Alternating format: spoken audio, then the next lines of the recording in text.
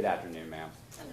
Would you please introduce yourself to the ladies and gentlemen of the jury by telling them your name and then spelling it so the court reporter gets it correct? Great. My name is Caitlin Hickey Floyd, spelling C-A-I-T-L-I-N, Hickey, H-I-C-K-E-Y, Floyd, F-L-O-Y-D.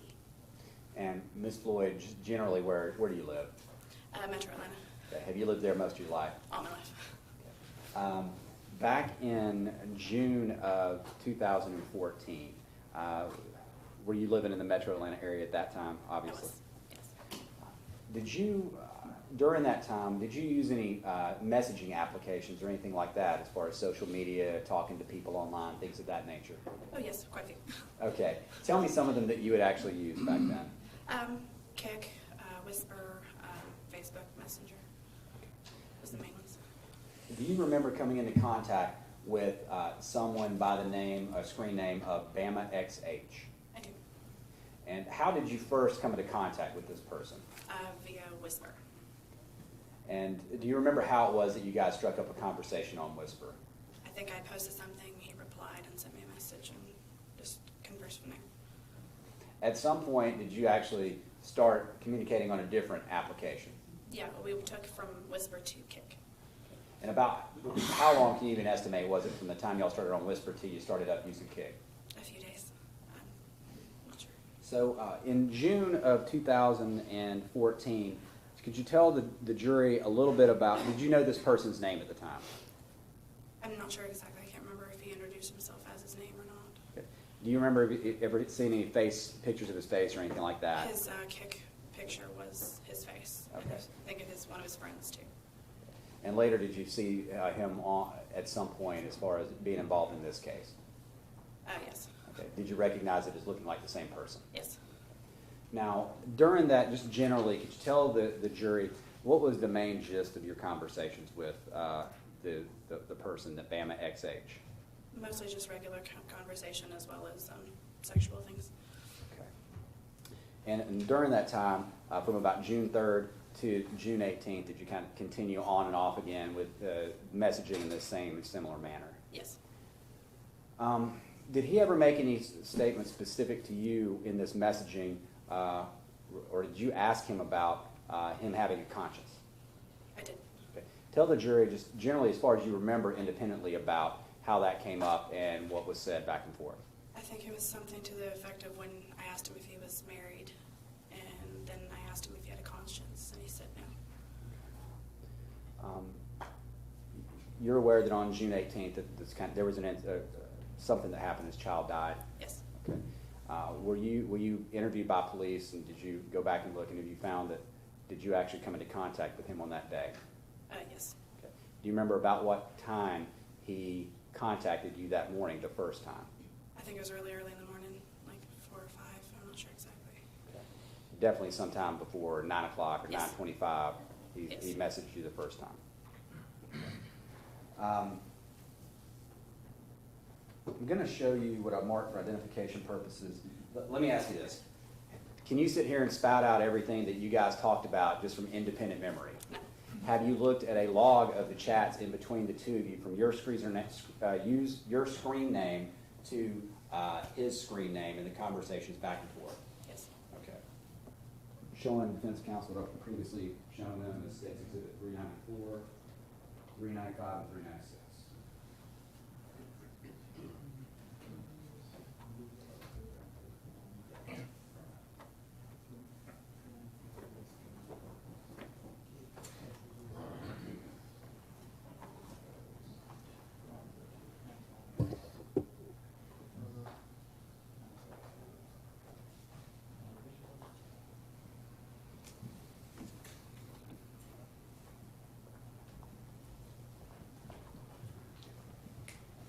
All right, ma'am, I'm showing you what's been marked for identification purposes as State's 394.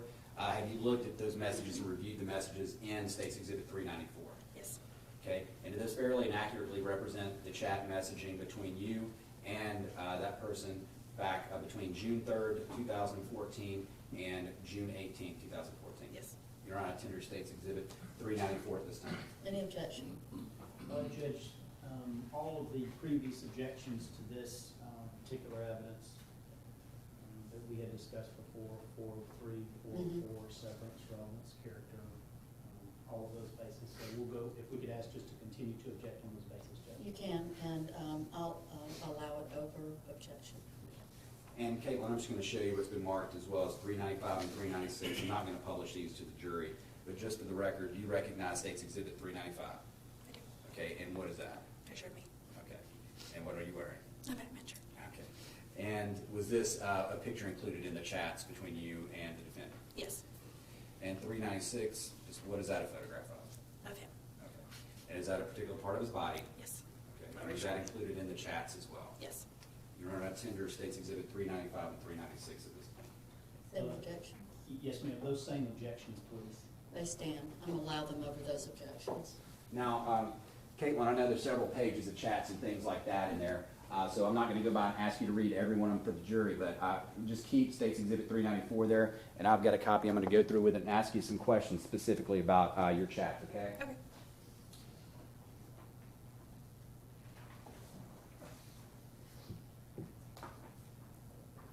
First of all, did you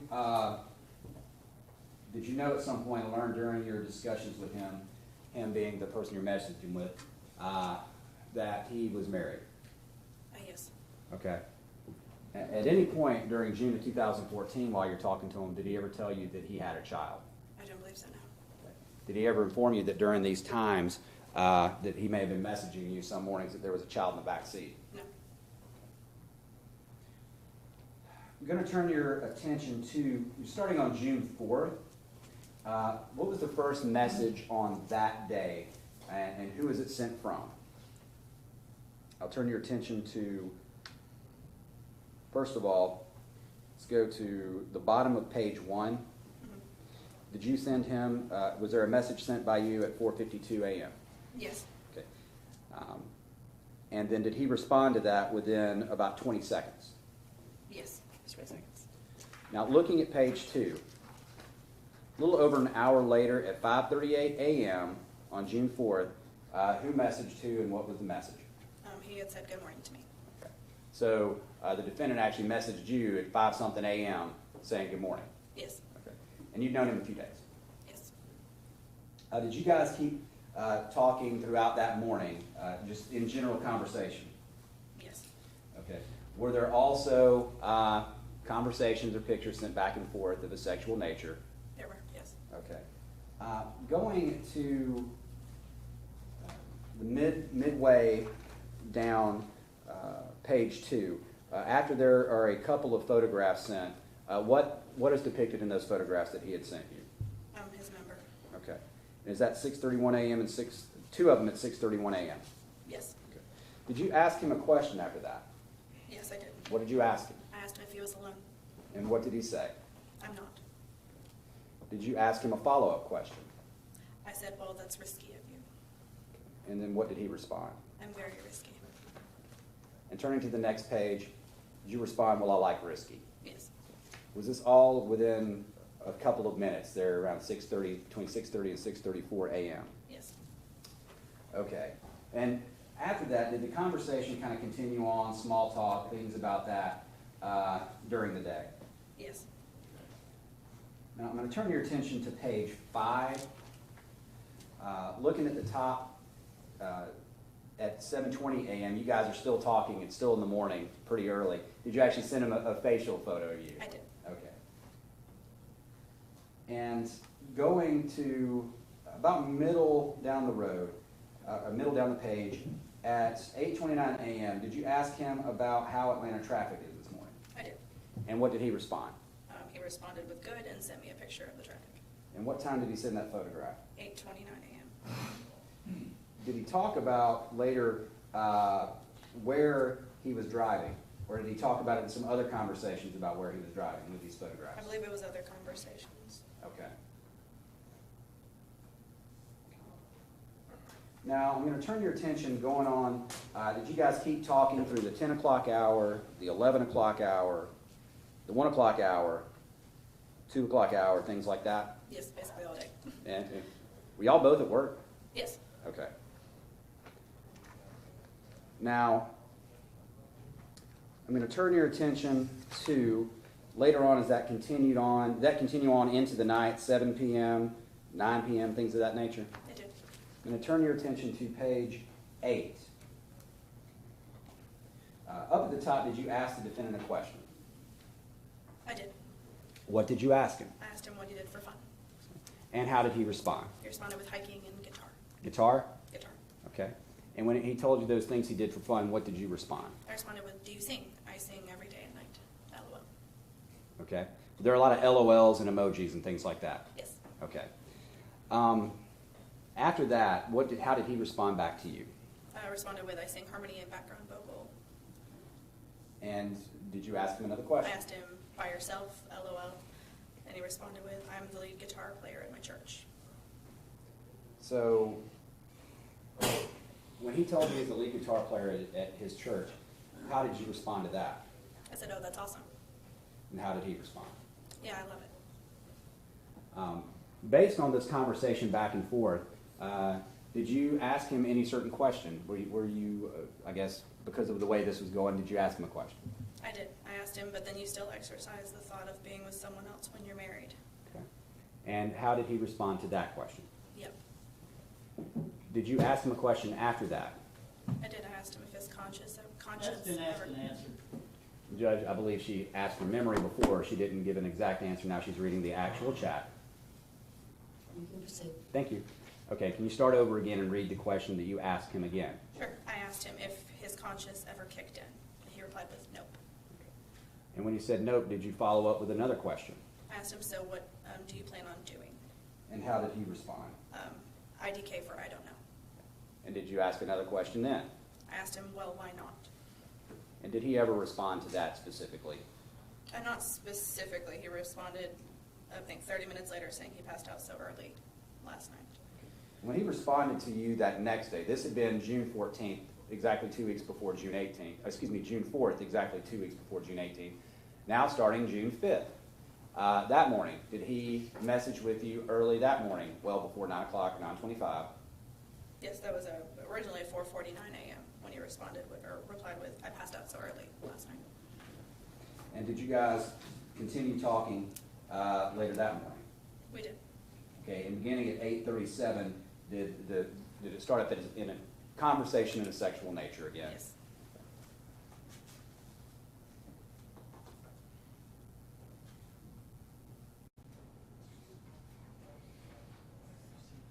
At this point on page 9, are you on page 9? I am. Okay.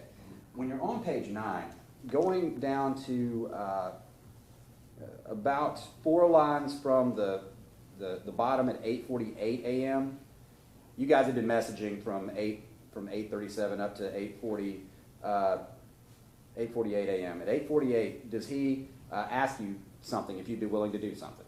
He asked if I was willing to meet him somewhere. Okay. And was it somewhere public or private? What did he say? He said somewhere to be risky in public. Now, did you ever actually meet up with him or come into contact physically or meet him in person? No, I did not. I'm going to move on to June the 6th. Starting on page 12, June 6th, does he message you? Well, first of all, when does messaging start on June 6th? What time? At 6:29 a.m. 6:29 a.m. And who is the person that messages first? He messaged me first. And what does he say? Morning. And did you actually respond? I did. Okay. About 2 minutes later. Okay. And did you guys again start talking and things like that right now? Yes. And did he inform you at some point that his wife was gone and y'all started talking again and he wanted you to come over? Yes.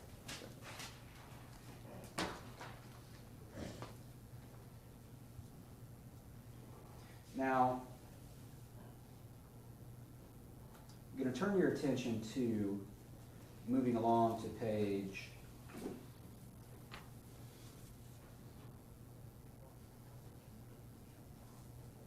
15. Looking at page 15, June the 10th, looking about midway down the page there, what time was the first message sent between the defendant and you that morning? It was at 8:25 a.m. by him. And what did he say again? Morning dawn. Okay. And during that messaging, did he also send another picture of himself driving? Yes. Okay. And then later on, did he describe where that was in his morning commute? Yes. Okay. And what area did he describe? Cobb coming up on Windy Hill Road.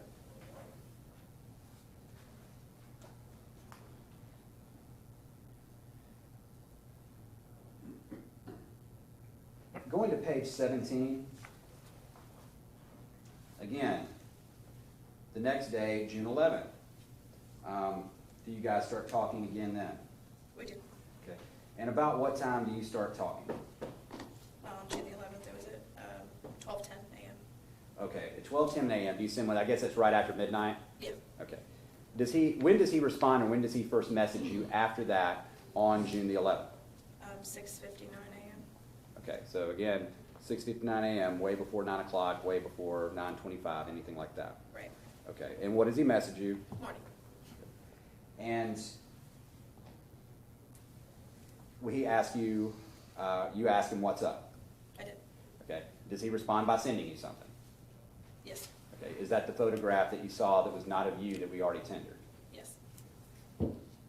And then you guys talk more about the same type of thing, some sexually related discussions, and then also some general discussions. Yes. Okay, going to June 13th. Ask you to look at page 19. Okay. On June 13th, who messaged first that day, looking on page 19, about 4 lines down? He did. And what did he message you? Multiple messages saying, I am so horny. And what time did that start? 8:14 a.m. And that morning, did he continue to message, and did y'all continue on the same type of discussions? Yes. And was this something where, looking at the times on this, did it go on during the morning and during the afternoon throughout June 13th? Yes.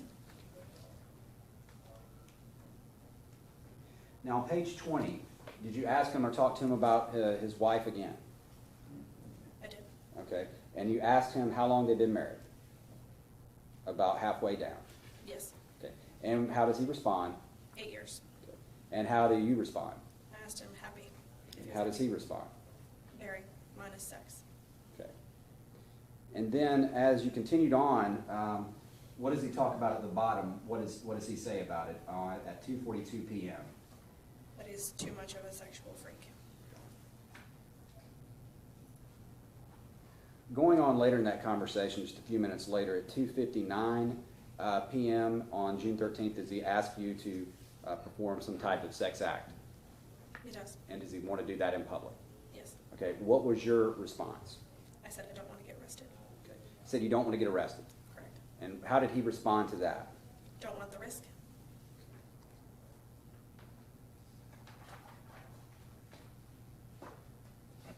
Okay, I'm going to turn your attention. Did you keep talking throughout the rest of the day on June 13th as well about going into all the details? Yes. I'm going to turn your attention to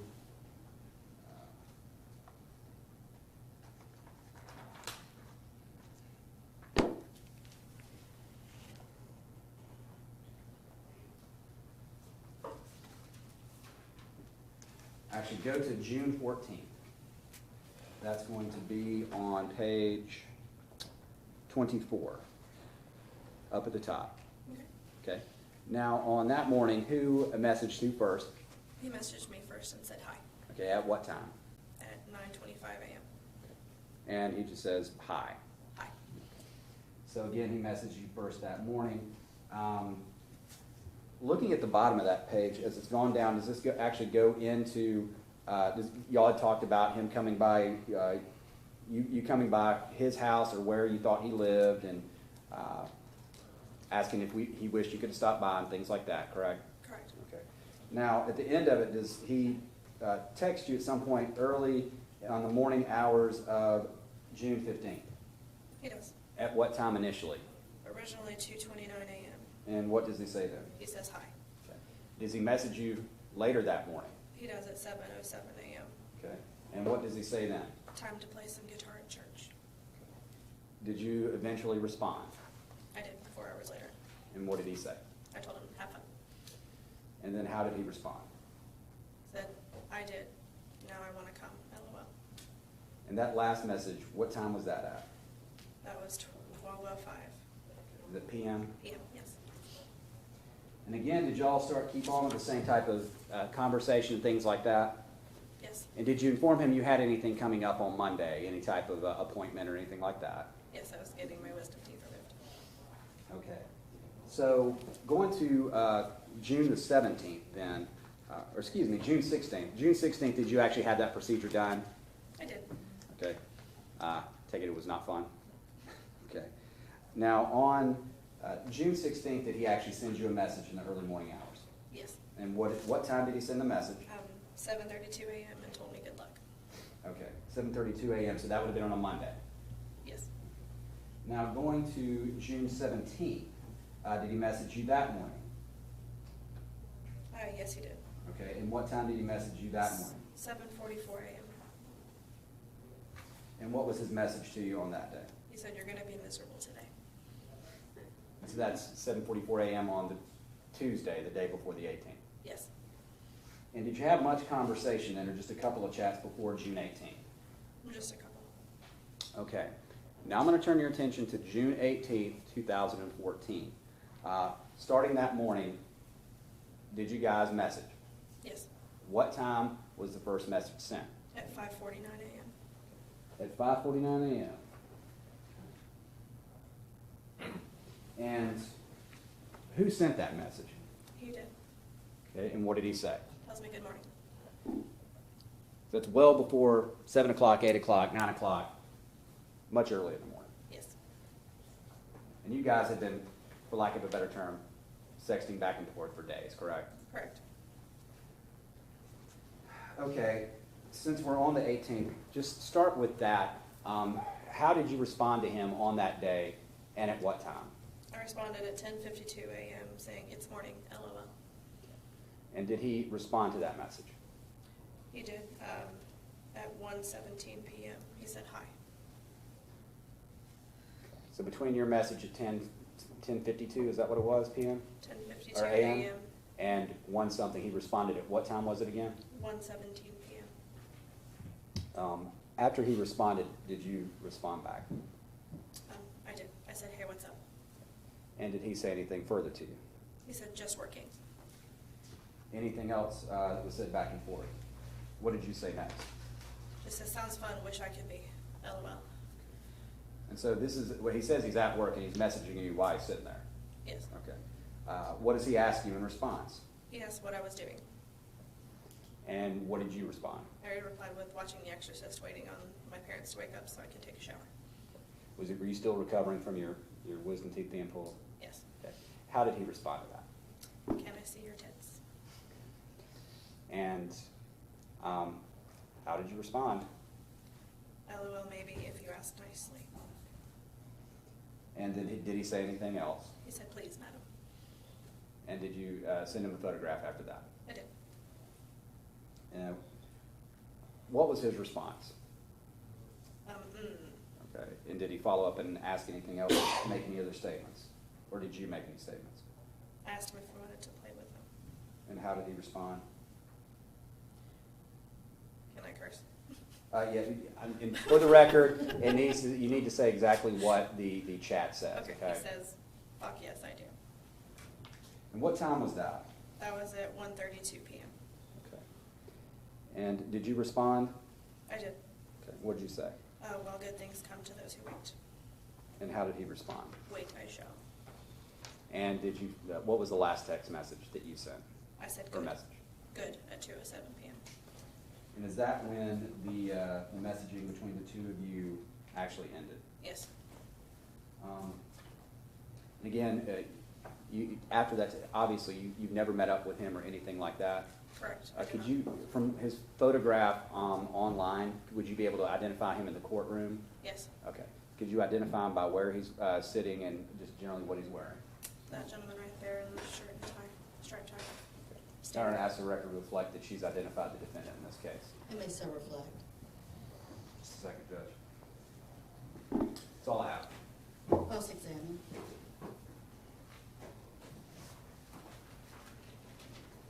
Hey, good afternoon. Hello.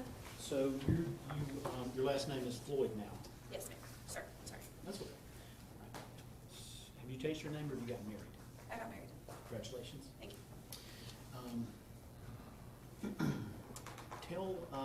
I want to know just a little bit about you, if I could. You are, how old now? 25. 25. Okay, so you would have been 23 at the time that this chat was going on? Yes.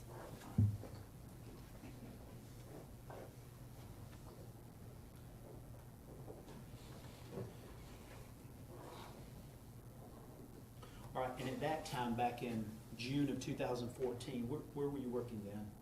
At an appliance repair company. Appliance repair company. Okay, and you shared that with Ross, right? I did. Right. And did you have sort of regular 9 to 5 kind of hours? Yes. Okay. You had y'all met on Whisper. Did you have that app on your phone or just your computer? On my phone. On your phone, okay. And then y'all talked later on Kik, K-I-K, right? Yes. And that's because that's a more private messaging service, or it's an easier interface to use than the Whisper Correct. It's more messaging instant service. messaging rather than just pictures. All right, so the time frame we're talking about really is very, very short, from roughly the 3rd of June, does that sound right? Yes. Until the 18th, okay. Have you got a little cheat sheet or something there? You just got I the, do have my oh, you got the. I have the conversations. You got the exhibits, okay, well, that'll help. And you can set them up there however you're comfortable to look at them. Okay. As long as the judge says it's okay. All right. So since then, you've gotten married, and in June 2014, you were living home with your parents? Correct. All right. You've got married since then, and you're no longer living at home? Correct. Okay. But you're still in the Atlanta area or whatnot? Yes. And you're still with the same company? Yes. You used Whisper, this was not the first time you used Whisper, was it? No. I mean, it was something you used to meet people on a regular basis. Is that fair to say? Or just to talk to people, yes. Yeah. And a lot of it is sort of just the fun of kind of talking and meeting with people that you don't know. Correct. Right. Whereas kind of like with Facebook, usually it's you ask for a friend, someone you know or a friend of someone. But with Whisper, it's just sort of wide open. You just can kind of meet all kind of different people from all kind of places. Right. Is that fair to say? Yeah. All right. So you also didn't just respond to Whisper posts. You posted things yourself, right? Right. Any particular subject matter that you like to post about? It was honestly random. Random. And that's the thing about Whisper. A lot of it, it's like crazy random, right? Right. Everything under the sun. Mm-hmm. Sports, school, sex, animals, whatever, right? Right. All right. And I want to show you something, see if you can identify this.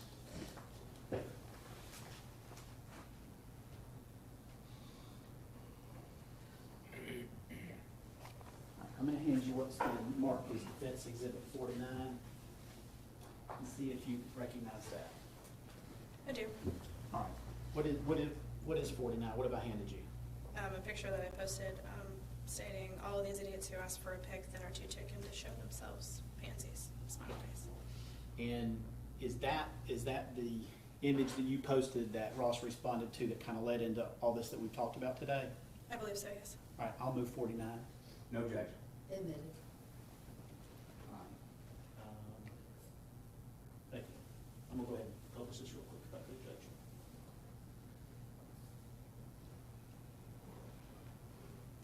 When you post on Whisper, do you normally select the image, or do you just let the algorithm sort of fill in whatever image they want?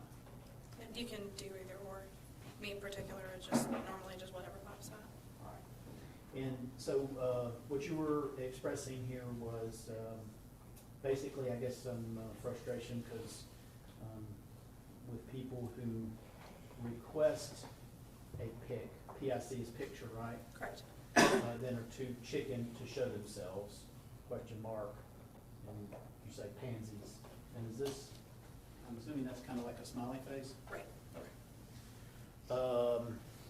And so what you're talking about here is that on this format, or on the Kik format, or any messaging service, a lot of people, they'll just ask for a photo, any kind of photo. Can I see your private parts? Can I see your face? Send me a picture. And then some people will get pictures, but then won't send their own pictures back, right? Right. And that's what you were sort of expressing some frustration about. Right. All right. And had there been any particular, I mean, I know this was 2.5 years ago, but had there been some particular situation that you were just particularly frustrated with, that like you were sending out a whole bunch of pics and nobody would send you one? I think it was more so that people were asking me for some, but then they wouldn't send anything back. Okay. Would you normally send pictures of your chest or your privates before you send a picture of your face? Not normally, no. Okay. So you would start out conversations, and you would send a picture of your face, and maybe not till you got a little more comfortable would you send a little more. Is that fair Yes. to say? Mhm. Okay. And that's really kind of what happened in this chat over a course of 3 weeks with Ross, right? Correct. You sent a picture of your face, and is that the picture you identified? Is it Oh, it's a picture of me, yes. okay.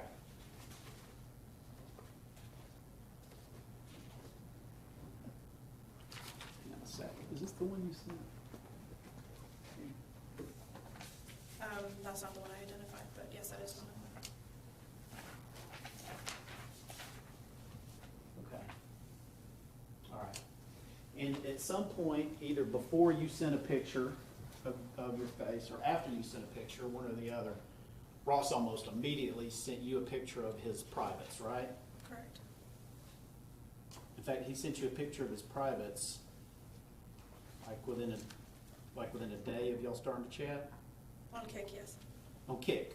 Right. All right. Whisper, you can't send pictures, I don't believe. I can't remember. All right. And so, yeah, page 2. Look at page 2. So Ross sent a picture of his, it looks like 2 pictures of his privates on June the 4th at 6:30. Yes.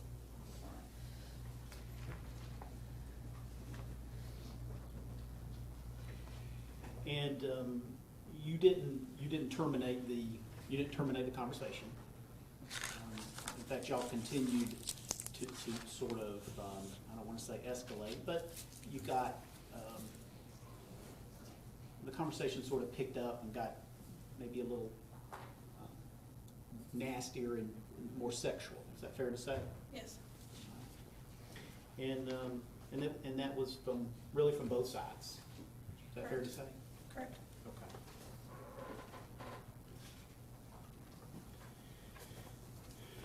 And you would agree that when you're having these sort of, private sexual communications, it's certainly not uncommon for there to be this kind of more vulgar language than, say, we would use in the courtroom, right? Right.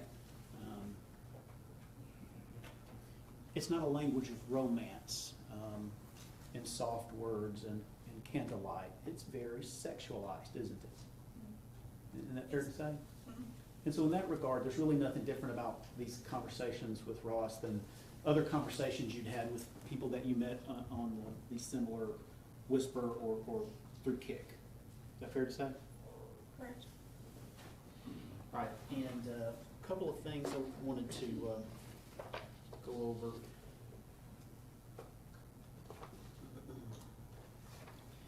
Will you look on page 5 and this would be June the 4th.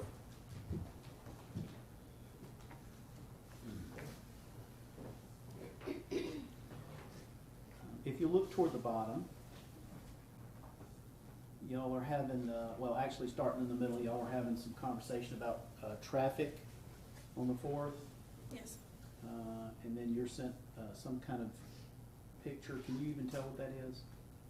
Looks like a picture of him at a red light. At a red light? Mhm. Okay. You can't tell if he's stopped at the red light or driving, but if you're at a red light, I guess we can I surmise. can't tell if it's red or not, but Okay. it's a stoplight. And then, let's see. Come on down a little bit. And you tell him that you say, I'm not living over here, LOL. If I move, I'm moving to Kennesaw or out to Powder Springs or Paulding County, LOL. Why was that? Why would you be moving to those areas? Lot quieter, less busy. Yeah, less traffic. Yeah. Okay. And then Ross, what does he tell you right after that? I'm looking for houses close to Kennesaw. Looking for houses close to Kennesaw. He doesn't tell you that he's looking for some sort of bachelor pad in Buckhead or Midtown, does he? No. And so these folks will know, Kennesaw's a suburb way up north in Cobb County, right? Mhm. It's not inside the perimeter where, all the bar scenes and restaurants and where younger single people might look to live, right? Sure. It is close to a college as well, though. KSU. KSU, yes, sir. That's fair. All right, and then I want you to take a flip and take a look over at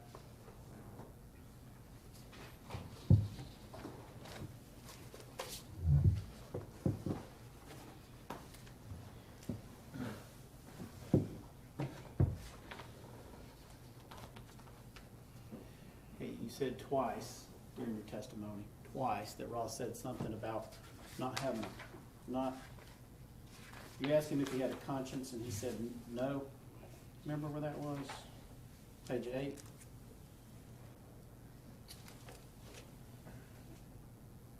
Yes.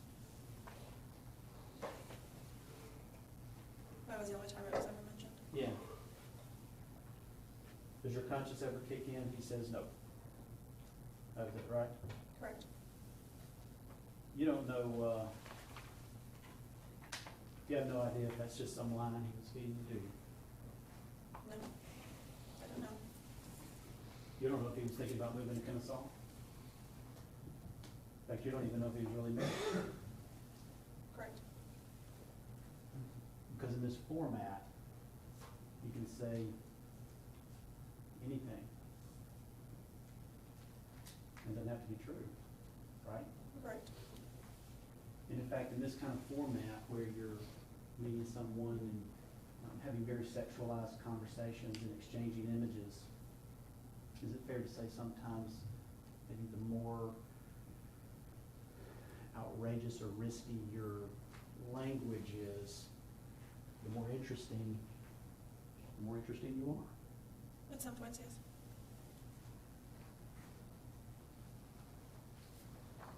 A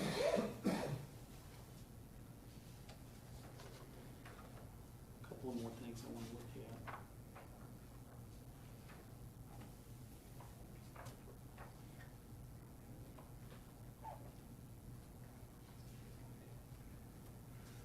All right. And, I mean, this isn't to embarrass you, but you share some kind of personal stuff with him.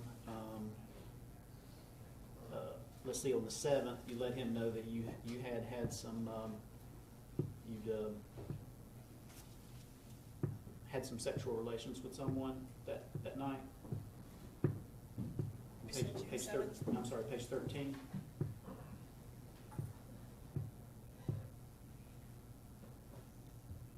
I'm sorry, it's toward the bottom of page 13. Okay, I see that. That I did. You see that? Mhm. And again, not to embarrass you, but I mean, that's sort of, mean, that's kind of standard fare in these communications. He doesn't know if you had really engaged in intercourse with anybody the night before, but you type that in, and it gets a response from him. And again, that's just kind of the nature of these sort of chats, right? Is that fair to say? All right, and then,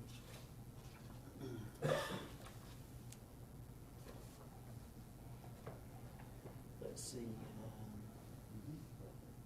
go back to page 20. And this was from June the 13th.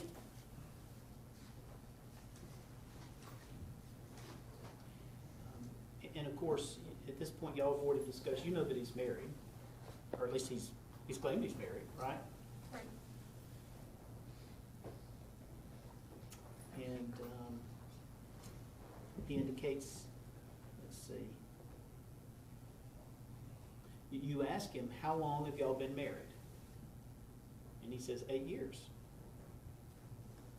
And then you ask him, happy, question mark.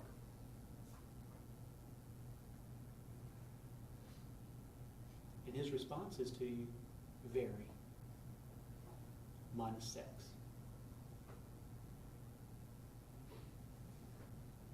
He certainly doesn't indicate to you that he's looking to end his marriage or get divorced or get away from his wife, does he? Not in that conversation, no.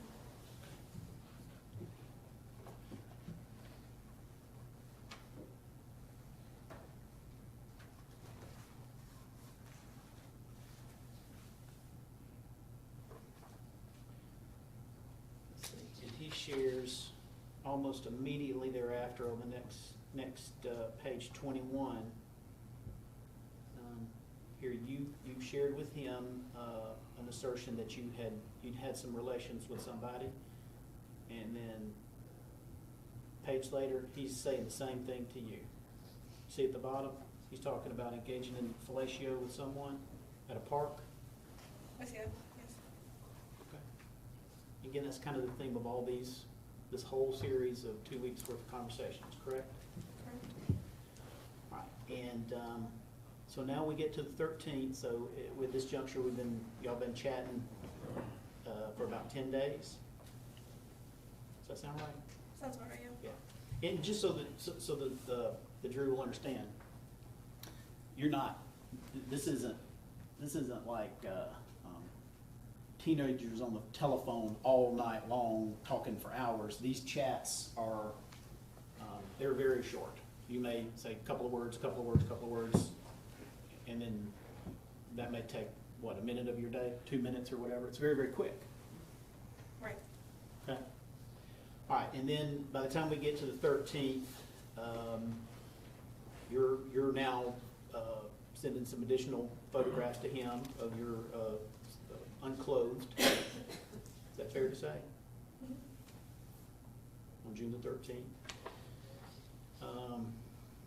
Including a close-up shot of your private area. Is that fair to say? Yes. Okay. And you don't disagree that in the context of the conversation, it all kind of runs together and fits. I mean, you're having sexual conversations. He sent you an image, so you've sent him several images as well. And is that fair to say? Mm-hmm. Okay. All right, and that kind of continues then for a couple more days. He sends you an image on the 15th. You send looks like maybe, are you standing in the mirror on 27? Yes. Okay.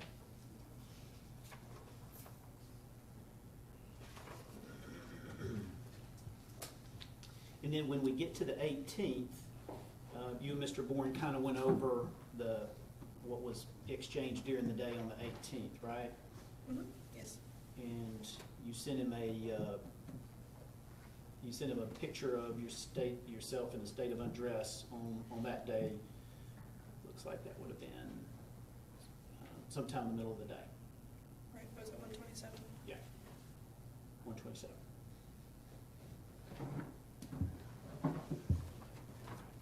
whole thing that we've discussed here, that you've identified and that we've talked about, it's from June the 3rd to the 18th. It's 90% sexual in nature. It's fair to say? Roughly, yes. Okay. And you never actually met in person? No. And you don't disagree that the entire conversation commenced when he responded to a post that you put on Whisper? Right. Okay. And you don't know anything about Cooper Harris, do you? Not since I saw it on the news, no. Before then, I did not know anything about it. I mean, you understand that Cooper Harris died on the 18th? I do. Okay. But you don't have any testimony at all that has anything to do with that, do you? No. Objection, Judge, that's actually, I think, a legal question at this point, a factual question, calls for argument. Sustained objection.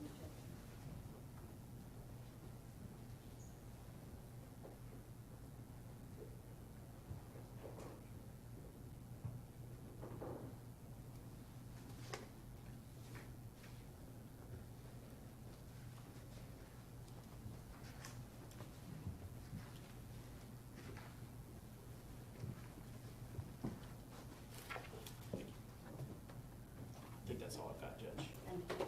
Please rise. Just a couple questions. Mr. Kilgore asked you about some differences between people that talk a big game online and then people who actually follow through with these risky actions, right? Right. So that's a big difference between somebody who talks it and then somebody who engages in that stuff, correct? Leading. Or is there a big difference between the people who talk a big game and the people who do these risky things that they say they're going to do? Foundation. He asked the question. No foundation that you would be able to answer that particular question. Are you familiar with people that do talk a big game and people who actually follow through on this from online? Yes, I am. Go ahead. Is there a big difference between that, this fantasy messaging, and somebody who's actually looking to get out and do what they're saying they're going to do? Objection to relevance. Same response, Judge. I don't know her opinion to that, how that would be relevant to anything. Judge, Mr. Coolgar went right into this. I'm allowed to walk right through the door since he opened it. True. You can answer. Okay, yes. And when he talked about, Mr. Kilgore asked you, well, you said something happened, and then he said something happened too. Was that Rope Mill Park? Is that where he said something happened? Yes. Okay, thank you.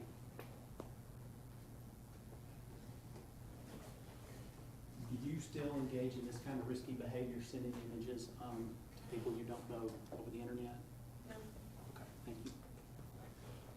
Nothing further, Judge. May she be excused? Yes, you're free to go. Thanks, goodness. This witness went a little quicker than we expected. I got a couple of items of evidence that I need upstairs from the DA's office. Can we have a short break? Let's take about a 5 to 10 minute break, ladies and gentlemen. Close your notepads, open 9, close now.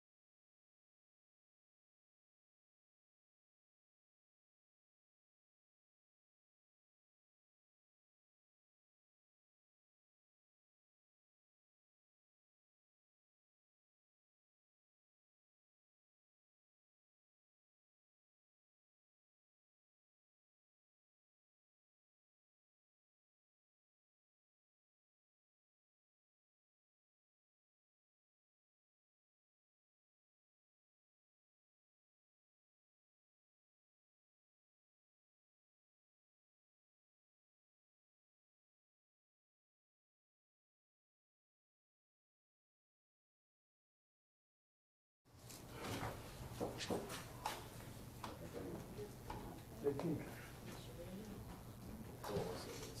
to get definitive.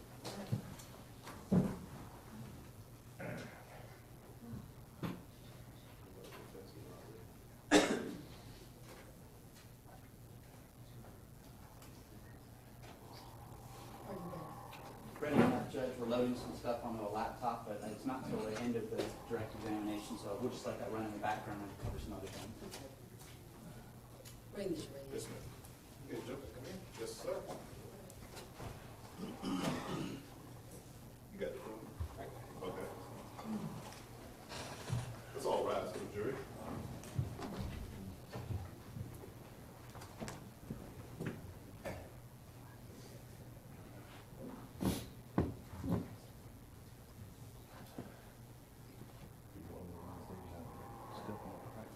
Squeaky noise. Yep.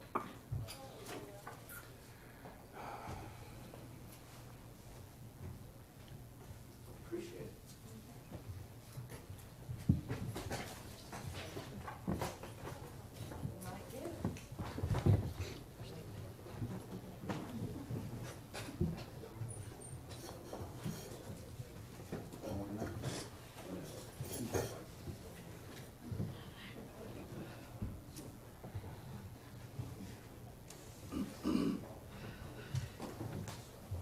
Got that 69 degrees.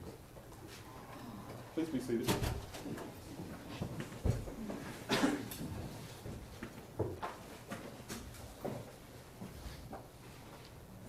Proceed, call your next witness. Detective R.B. Smith.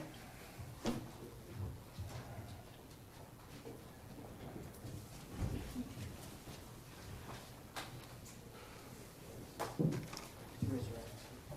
You solemnly swear upon your life, before the jury, that you have been with the truth, the whole truth, and nothing but the truth, so help you God. Please be seated.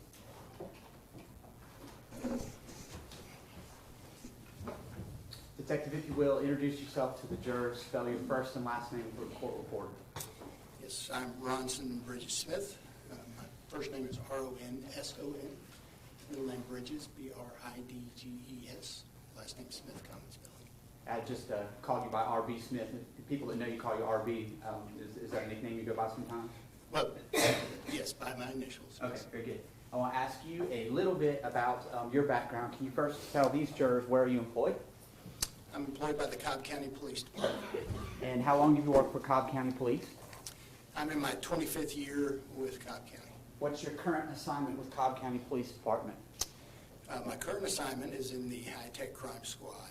Do you work with Detective Yeager, who, well, he's now retired, and Pamela Colson? This jury's heard from those two witnesses, both retired. They're both formerly employees that worked with you in the high-tech crimes unit. They were co-employees of mine in that unit. I was assigned in there in 2009, and both were already in the unit when I arrived. Having already told us that you've got this pretty significant length of time with Cobb Police, but have only been in high-tech in 2009, I want to ask you a little bit about your background as a police officer. Why don't you explain to the jury how you started with Cobb County Police Department, and then how you ultimately transitioned into the high-tech crime unit? Certainly. In 1991, I joined the Cobb County Police Force, went through the Mandate Academy, went through Advanced Police Sciences, a course that Cobb County required at the time, and then went on the road, assigned to our South Precinct, which is in the Mableton area of Georgia, around Six Flags, if you're familiar with that area. I worked in uniform, various shifts, out of Precinct 2 for approximately 6 years, maybe just under, before I requested to transfer to detectives. And so in 1996, I was granted that and moved to an investigative unit in our Precinct 3.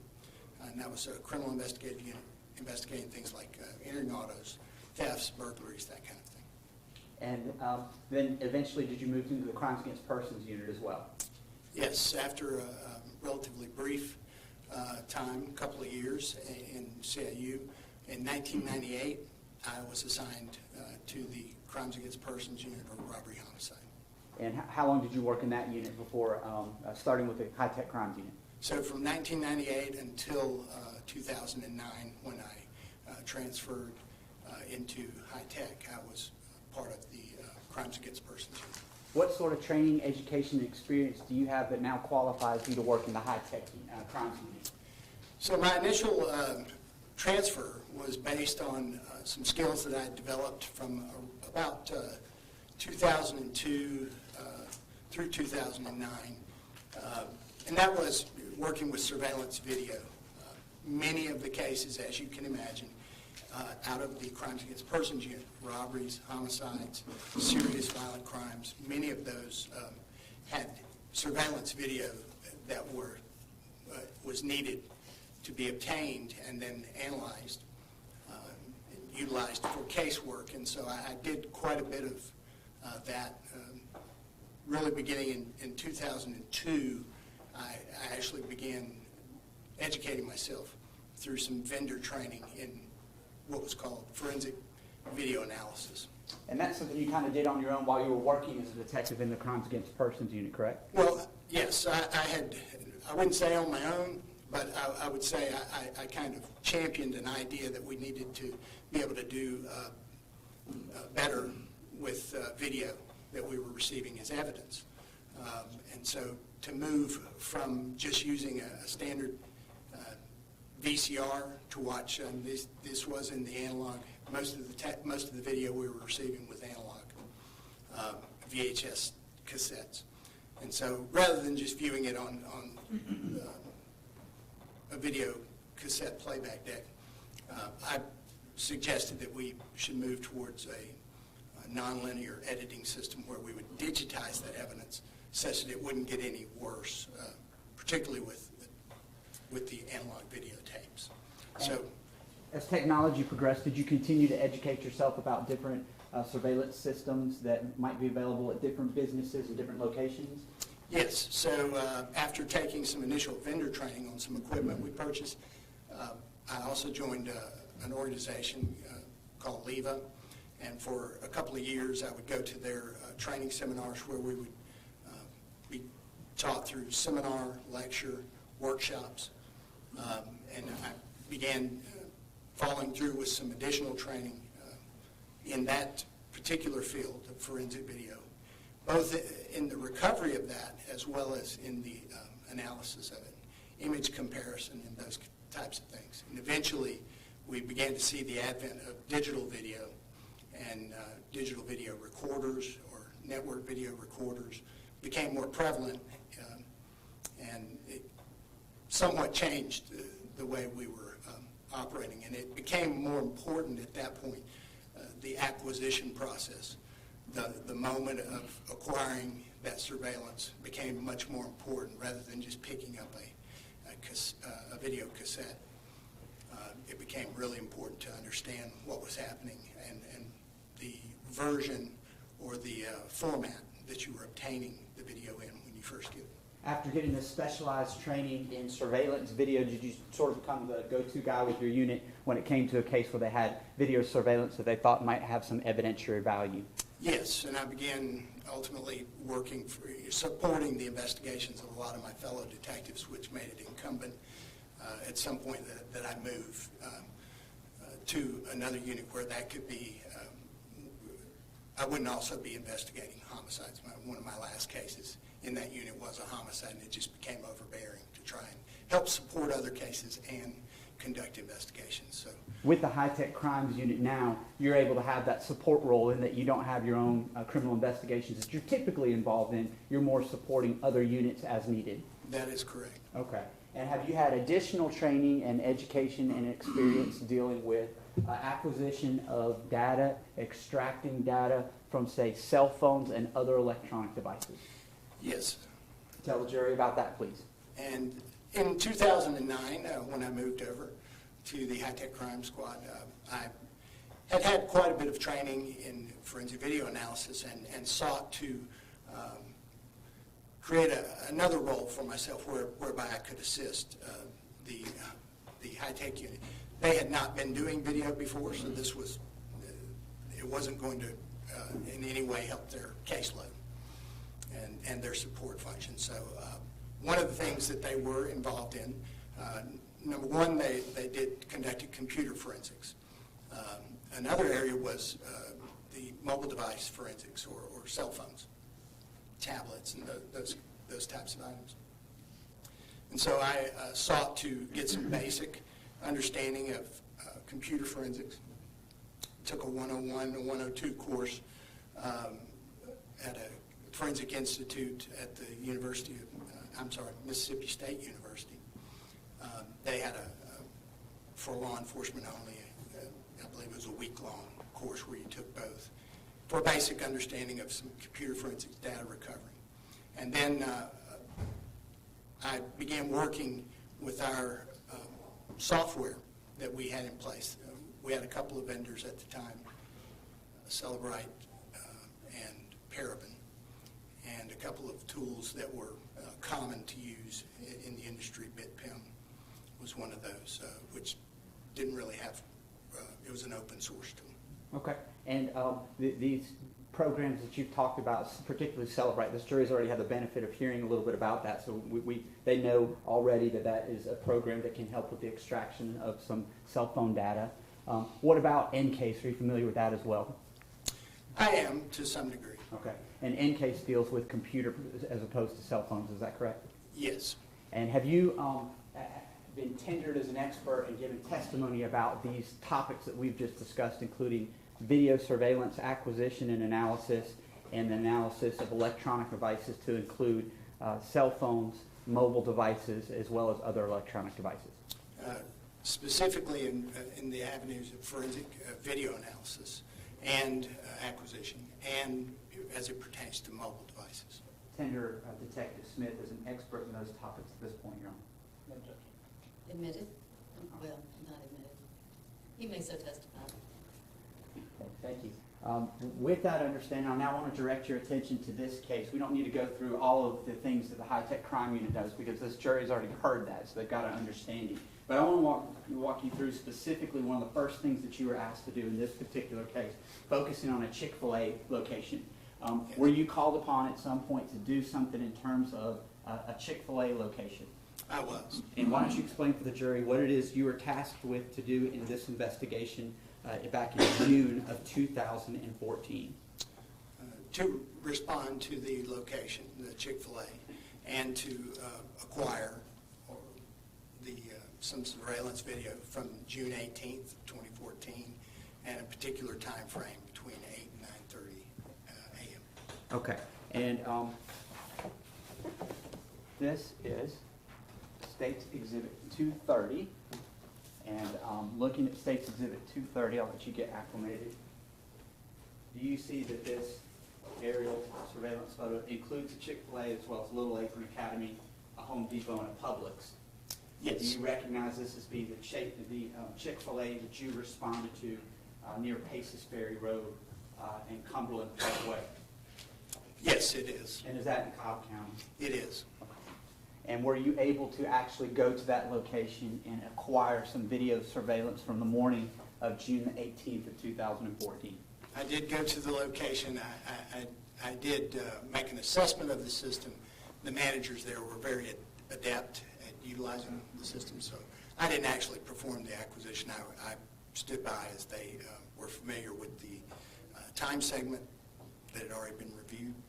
I think some other detectives have been there, so I asked them to go ahead and perform that acquisition and export the video. Export the video to a disc that you can take back as part of your responsibilities. That is correct. So I want to ask you a little bit about acquiring these video surveillance recordings in general.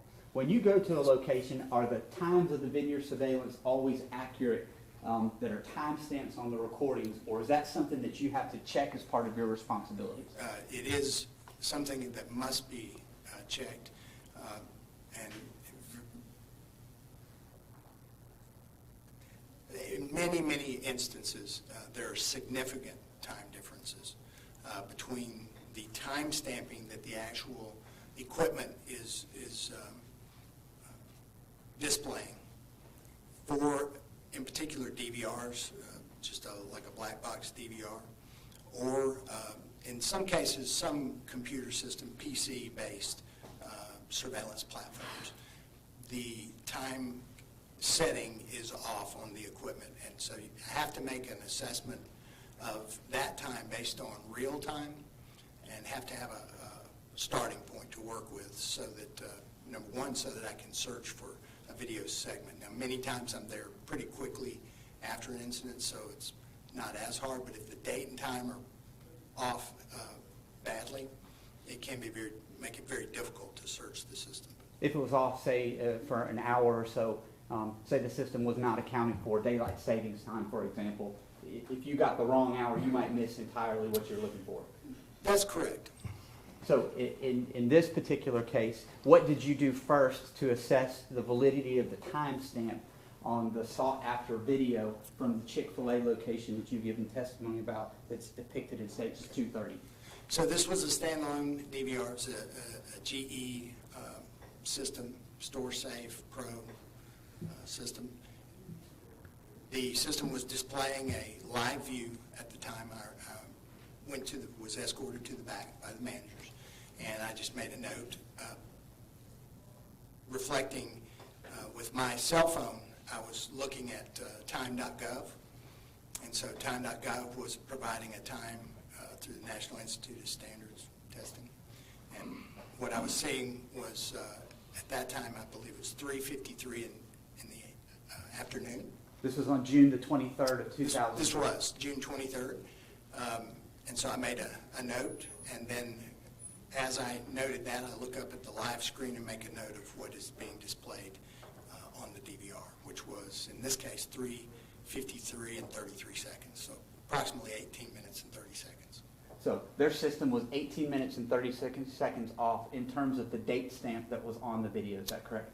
In terms of the timestamp, Timestamp, the time, the date was correct. Just the timestamp that we're talking about. Thank you Yes. for correcting me on that. Okay, so having notated that, did you go back and look for, and were you able to obtain some video from staff there at Chick-fil-A that covered the time period in question here, accounting for the fact that the timestamp is going to be off by 18 and a half minutes? Yes. We already have it in evidence, States 238, and you had an opportunity to look at 238 earlier, correct? Yes. And just so the jury can see 238, it's been previously marked, tendered, and admitted as the Chick-fil-A video surveillance. Whose initials are those on the evidence tape on the top? That's my handwriting, and those are my initials. So on the disc itself where it says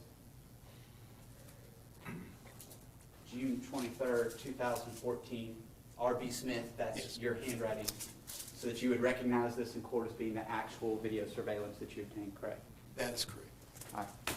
You also had a chance to look at States 248, which is a thumb drive. Yes. That includes some still images on it as well. Did you recognize one of those still images being the defendant from the morning of June the 14th, June the 18th of 2014? Yes, and still images, yes. And that's a still image that was captured on the video surveillance, the entirety of which is on 238.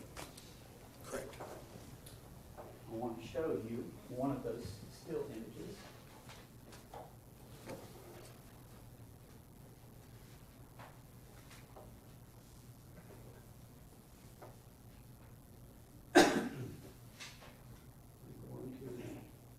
Chick-fil-A still images.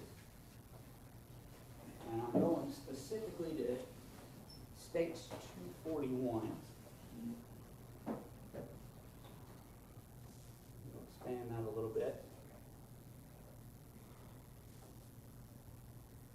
All right, can you see that from there, or do you need to come down? I can. Okay. I don't want to move this for the jury if I don't have to. I trust everyone can see it. Good enough? Okay, very good. So if you look up here at the top, you see that this contains the date, June 18th of 2014. Is that correct? Yes. Okay. And then up here on the date stamp, it says 9:18 and 13 seconds in the morning a.m. Is that correct? Yes. All right. So having given testimony now that that's going to be off by 18 minutes and 30 seconds, is that correct? 18:33, or 18:30 was approximate. I'm terrible at math, so help me out. What's the actual time? What do we need to adjust this by to know the actual time that this purchase is being made? So that is approximately actual time with the offset calculated for It would be 8:59 and 45 seconds approximately. Almost 9 o'clock in the morning. Yes, Is that correct? Just seconds beforehand. yes, And of course, whatever length of that transaction is, you could be between the 8:59 going into the 9 o'clock hour. Is that correct? yes. Now, were you also able to bring to court with you a receipt from evidence we've already heard some testimony about? I'll show you states 401.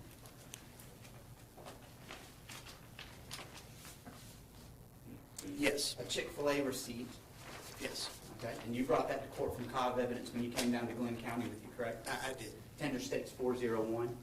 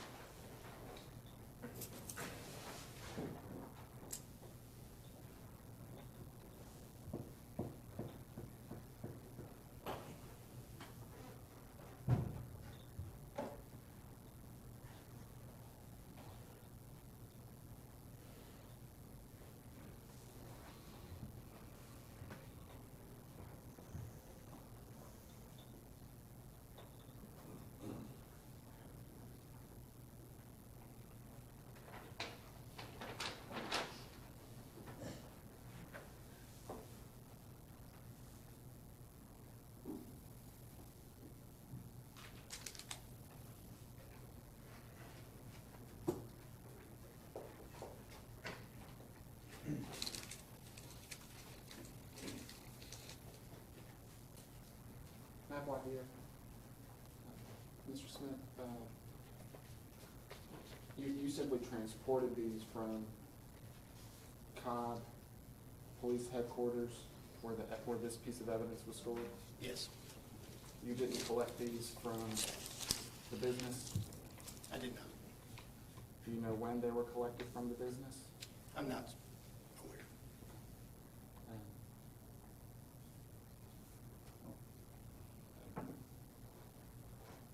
The initials here on this envelope, those aren't your initials, correct? They should not be, no. Judge, I am going to object for lack of foundation. Oh, Detective Escamillo testified about going to pick up the receipts, but that's fine. We'll tender with another witness. He can talk about receiving them from Detective Escamillo. We'll wait for Detective Bobby. Thank you. I will ask you a question about these receipts, so you don't have to come back to Glenn County, though. Looking at 401, if this receipt doesn't reflect that the transaction took place right within this time period you just gave testimony about, right at approximately 9 o'clock. Judge, I'm sorry, I am going to object to any questions about the evidence since it had not been admitted. I haven't asked the question yet. Judge, he is, that's why I'm objecting. I'm gonna hear the question before I make a ruling. If there's a difference between the time on the receipt in states 401 and the time that you've given some testimony about from the video surveillance that you've just saw here, the receipt time would also need to be adjusted to reflect the 9 o'clock hour based on what you saw at the Chick-fil-A yourself. Yes. Okay. Give that to you for stock. All right. Other than being off by about 18 and a half minutes, which we can calculate if we need to get the exact time, was the system otherwise functioning? Yes, And did you provide that disk to Detective Stoddard as part of your investigation, that being States 238? I did. I returned to headquarters and submitted the disk I received to evidence, and actually burned copies first, provided copies to Detective Stoddard. I want to Submitted the original to evidence. Right. I want to ask you a little bit about, still loading, so I'm going to talk about a couple things. I want to ask you about some other work that you did in this case. there were a number of electronic devices this jury's already heard about that were seized from the defendant's vehicle, and some devices that were seized from his home. Are you familiar with the fact that there were a number of electronic devices that needed to be analyzed, including some cell phones? Yes. Okay. And in this particular case, did you have occasion to actually do some extractions of some of these devices yourself as part of your work with the high-tech crime unit? Yes. And I want to talk a little bit before we get into the specific devices about UTC. You know, this jury's heard a lot about UTC and Uniform Time Coordinated. Explain the importance of understanding UTC because we live in the United States. It's the basis of from where we start with time, establishing a time so that we can denote time issues in any kind of documents, records. So because we live in the Eastern time zone, do you sometimes have to adjust UTC to account for the fact that we live in the East as opposed to where UTC 0 would be? Yes. And because America and just other countries as well have something called daylight savings time, you're familiar with that, correct? Yes. Are there times that UTC must be adjusted to either -4 or -5 depending on what time of the year you're in? Yes. For our location is UTC. We recognize we're Eastern time zone. Recognize UTC -5, and then for daylight savings time, that becomes UTC -4. That daylight savings time, of course, occurs the first weekend of March on Sunday at 2 a.m. and the first weekend of November again on Sunday at 2 a.m. All right. Now, does the acquisition system Celebrite allow you to adjust UTC so we can make sure we're getting an accurate timestamp from devices once data is extracted? Yes. The settings on the system can be set to UTC 0 or UTC -5. All right. I want to ask about several devices that you looked at in this particular case.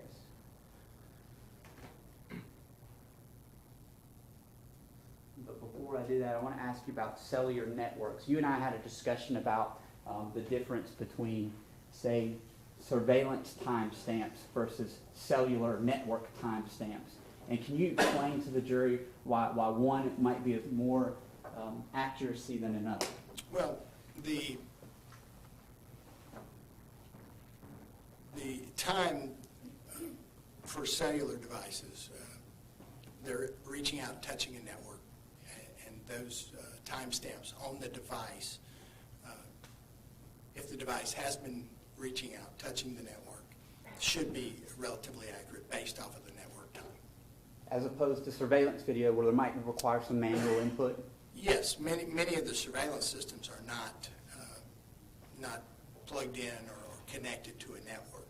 They are standalone devices that are set by presumably someone who initially sets the system up or someone who should be doing maintenance or maintaining the system.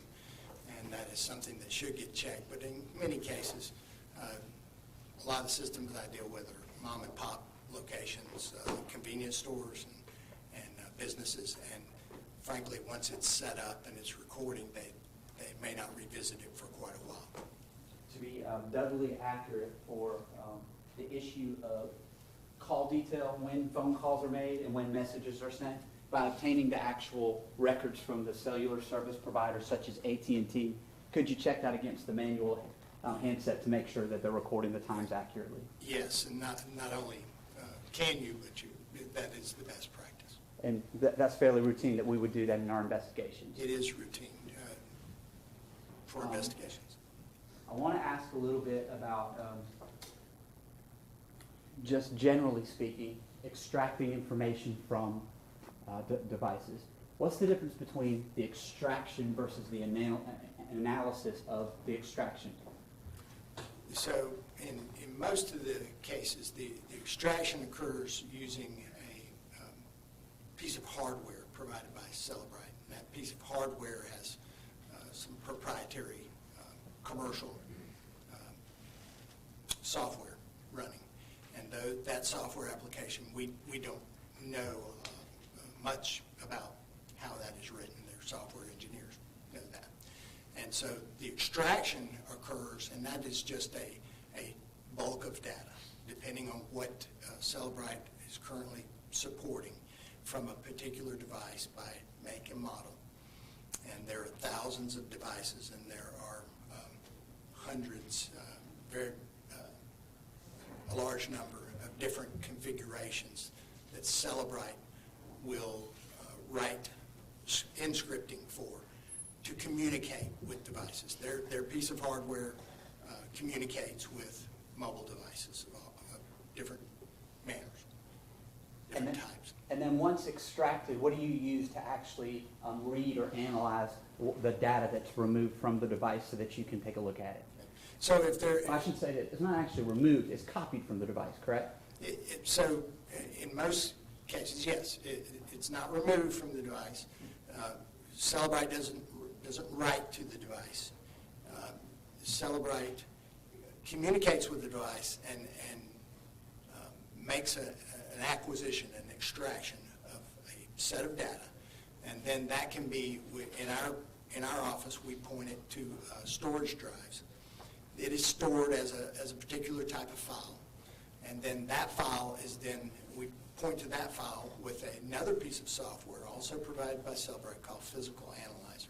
And the Physical Analyzer software then begins to decode the data and make it such that it will parse the information into various data types, and it may define that very specifically in the case of call logs and incoming, outgoing calls, SMS, text, chats,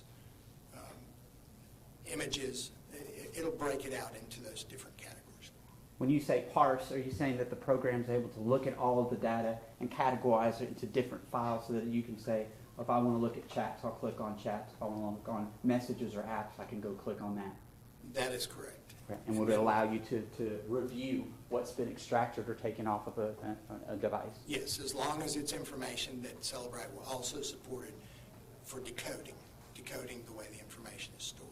I want to talk about decoding. That's a very interesting issue that you brought up, and I think you mentioned the word twice now. Are there periodically updates that are provided to you in law enforcement that helps you better decode the data that you've taken off of a particular device? Yes. And just explain to the jury in general terms what we're talking about there when we're talking about decoding and software updates. So in this particular case, speaking of Cellebrite provides a number of updates with relative frequency, so much so that it can become irritating. We're constantly updating the system, but that is because they will push out, their engineers will develop their tools farther, such that it will support more and more applications, particularly in the avenue of text, texting apps, social media apps. It's just necessary that their engineers look into and determine how to decode that information. And so it's with some regularity. They also do push out these updates because obviously phones, newer phones and newer operating systems are being pushed out by the various companies that manufacture phones. We're about to get into a specific example, I hope, this afternoon about an update in decoding. But are you saying that there could be data that's retrieved, say, 2-3 years ago that is better able to be decoded today because of software updates that allow the program to see what, even though it's been retrieved or extracted several years ago? That is correct. Yes, that is what I'm saying. Now, I noted in your report going through the specific devices that you looked at, and I want to talk about an iPad and 2 iPhones in just a moment, that you mentioned that you turned these devices onto airplane mode before you attempt any extraction or do anything with them. Is that correct? Yes. And can you explain what the importance of turning devices, especially mobile devices, onto airplane mode before you start working with them? Why do you do that? To keep them from reaching out and communicating with the network. All right.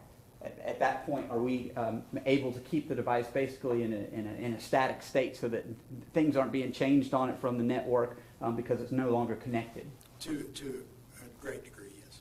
And once an acquisition has been performed, once you've celebrated a device, as long as airplane mode is on, you could access that phone assuming you have the code, and you could look onto the phone physically as well. Is that correct? You could. Yeah. And have you actually done that before in some of your cases, looked on devices? I have.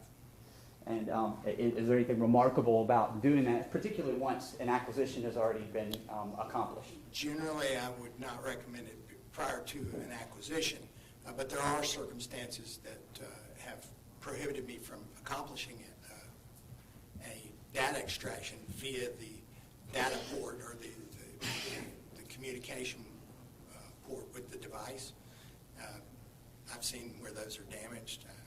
Actually had a case recently that I testified in where that was the case. You could not communicate with the device. The only other way was to go into the device, navigate, and then find a different means of extracting some data. Okay. And if an extraction is already accomplished from a device, but one were to want to see where particular apps are on the phone visually, as long as it's on airplane mode, one could do that if you have the passcode. You could. All right. Let's talk a little bit about some of the devices that you looked at here. I'm going to show you some devices that have already been admitted into evidence. This is States Exhibit 302, previously marked, tendered, and admitted as an Apple iPad encased from amplifier component bag and back storage area of the vehicle. And I'll ask you just to take a look at this, States 302, and tell me if you recognize that device. I do. Did you do any work on it? I did. Why don't you explain to the jury first how you recognize it and what you did with it? I recognize it because this bears my signature on the evidence tape where I sealed this to return it to evidence on July 11th, 2014. And next thing that I want to show you is States Exhibit 301, previously marked, tendered, and admitted as the iPhone with case from Targus laptop bag from front passenger seat of the Tucson.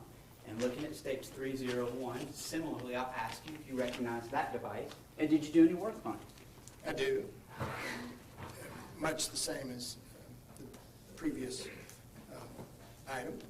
It bears my signature on the tape where I've sealed the bag, where I cut the bag to retrieve the item from it. And this was sealed on June the 20th of 2014. And what did you do specifically with these two devices, States 301 and 302, at the request of Detective Stoddard of the Crimes Against Persons Unit? I performed a data extraction to the extent that the most data could be extracted. So one was supported for a physical extraction, one was supported for advanced logical extraction. We've heard a little bit about the difference between logical, advanced logical, physical extraction. So we don't need to get too much into the weeds on that one because this jury's probably heard as much about that as they want to hear for the most part. But just describe for our record a little bit between the difference of the two and why you had to do two different ways on these two devices. So in some cases it's a matter of what is supported by Celebrite. But in the case of any device, if it is supported for a physical bit for bit, what resides on the memory will be obtained for the extraction that can then be analyzed. That would be the preference, particularly in the case where they're looking for any and all communication or data stored on the device. On other devices, that when they're not supported for that higher level, to the extent that they are supported, we would like to get that to the highest level of acquisition that can be accomplished. And how is it that you actually performed the acquisition on these two devices? What did you use? What program? Celebrite. And using Celebrite, were you able to extract or make a copy of the data that was on these devices? Yes. And for the phone in particular, did you turn airplane mode on before you did anything with this device? And just so we can visually see what they look like, this one's got a kind of striped case on it. I'm looking at States 301, is that correct? Yes. Okay. device. There's some pictures of it from a crime scene, but just to show you, it's an iPad that's got a little flip case, maybe leather, faux leather. And that's State's Exhibit 302. When you performed the extraction using the Cellebrite program, were you able to burn the extracted copied data to a particular disk to provide to your fellow law enforcement officers of crimes against persons? Well, I was able to provide a report function that gives them the broadest range ability to search, export, and analyze and report on their own. If they're many detectives are in our unit, our various units are comfortable. They've received a number of these, and we've provided the manual. There are online videos that they can watch on how to utilize a reporting function that gives them a great deal of flexibility in what they're looking at, rather than looking at literally 10,000 or more pages if you were to print something out, or if you provide it in like a PDF format. This is more of a graphical user interface. It's more of a gives them more flexibility. It's really one of the best ways. Is it an electronic report that allows you to click through It the is. different things and messages and chats and those types of things? It is. So it has a data component that is read by a proprietary reader, and that is something that Cellebrite provides. And we sometimes refer to that as the UFED reader, is that correct? It is the UFED reader. And this jury's already seen that with Jaeger, so I'm not going to bring it up for these two devices at this time. We're trying to load one for another device, but I do want to ask you about State's Exhibit 402. Looking at 402, that disk, can you tell me if you recognize what it is, please? Yes, I do. Why don't you describe for the jury what 402 is? States 402 is a disc that bears my handwriting, indicating the case number. The iPad and iPhone 4S extractions marked as case file copy and bears my signature and badge number. And is that extraction for the two devices that you just gave testimony about, that being the iPad and the iPhone from the briefcase? Yes. And were you able to put both extractions in the UFED reader, the report of the extractions on this disk? Yes, in the reader form. It's got your name, your initials, your handwriting on it to confirm that this is the disk you created. It is. And this was turned into evidence to be reviewed by detectives later? That particular copy would have been provided to the detectives. Tender State 402. Just the continuing objection. Admitted over that objection. All right. In this instance with those two devices, were you also tasked with doing any of the analysis on them, or did you leave that to the primary detectives that were working the case in the Crimes Against Persons unit for those two devices? I did leave that to them. They requested the data basically be dumped, provided in the UFED reader report format, and that they had a number of investigators that were looking at that. So in terms of going through 402 to see what was on there or what was on these two devices, you left that to detective, such as Detective Phil Stoddard, with the lead case agent on the case. Yes. Let's talk a little bit about an iPhone 5S that you did some work on.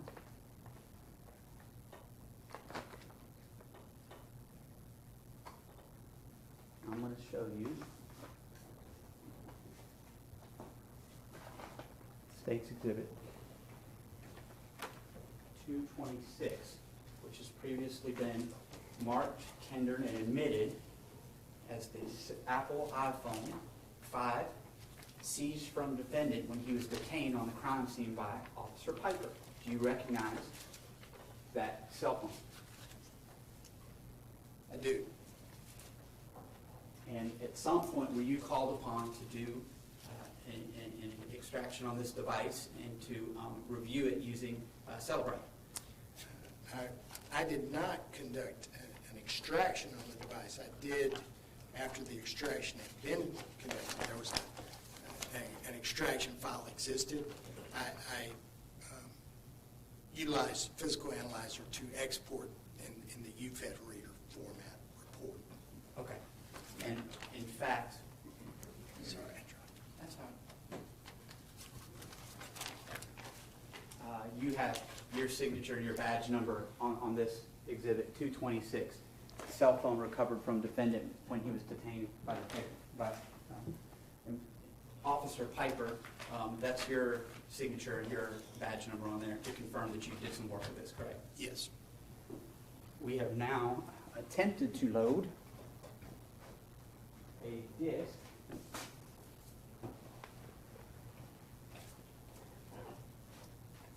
$397. You were trying to help me with this during the break. That's why we took one, correct?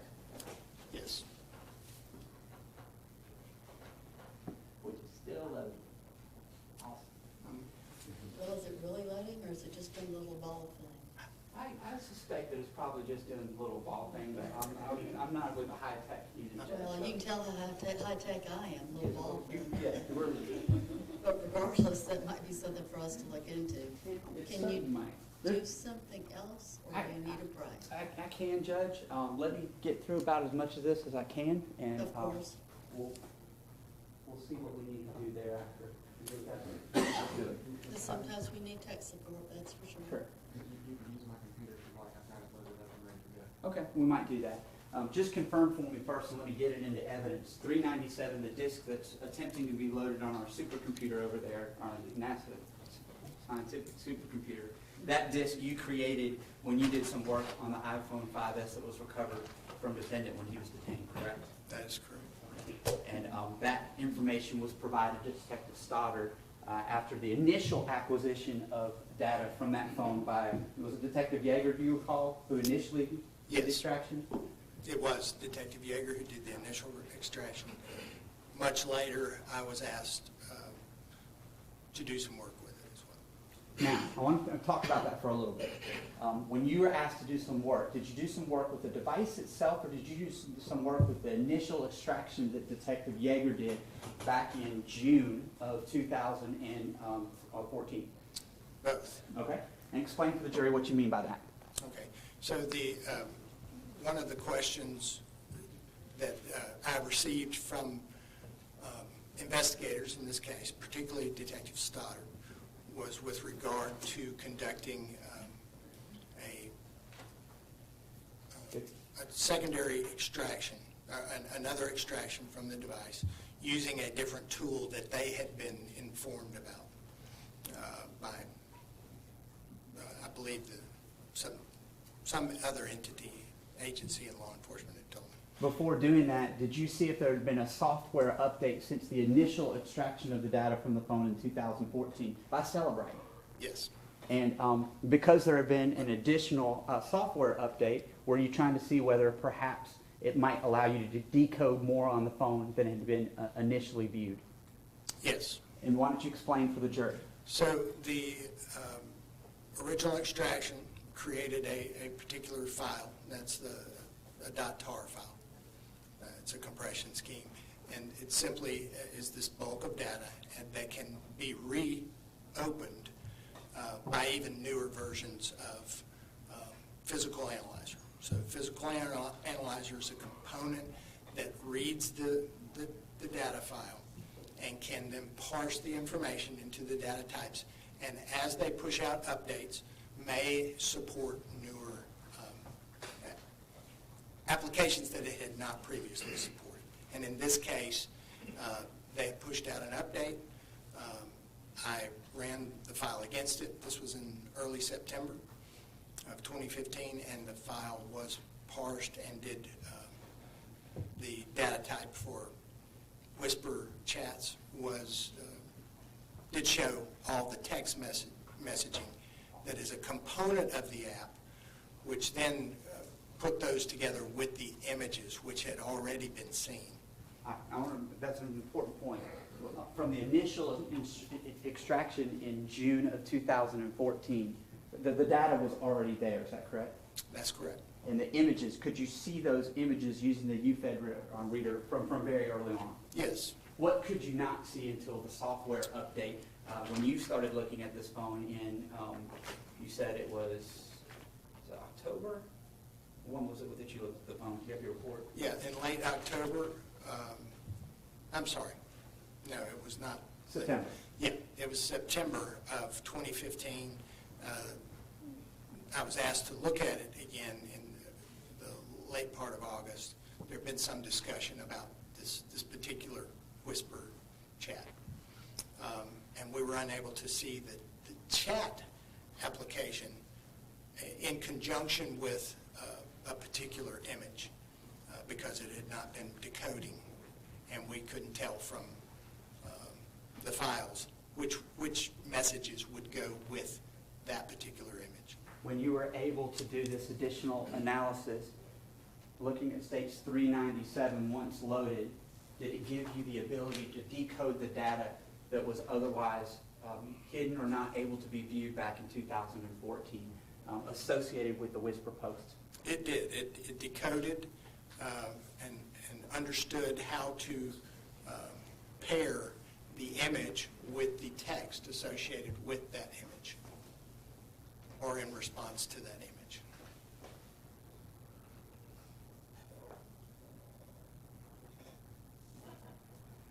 Yeah.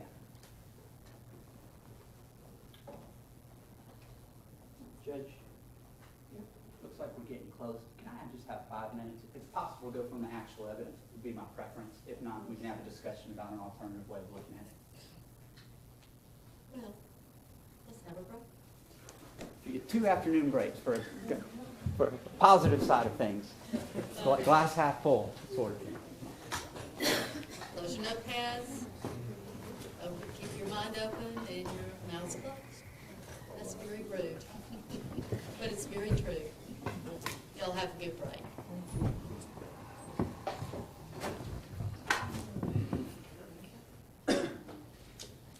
Watch your step going down.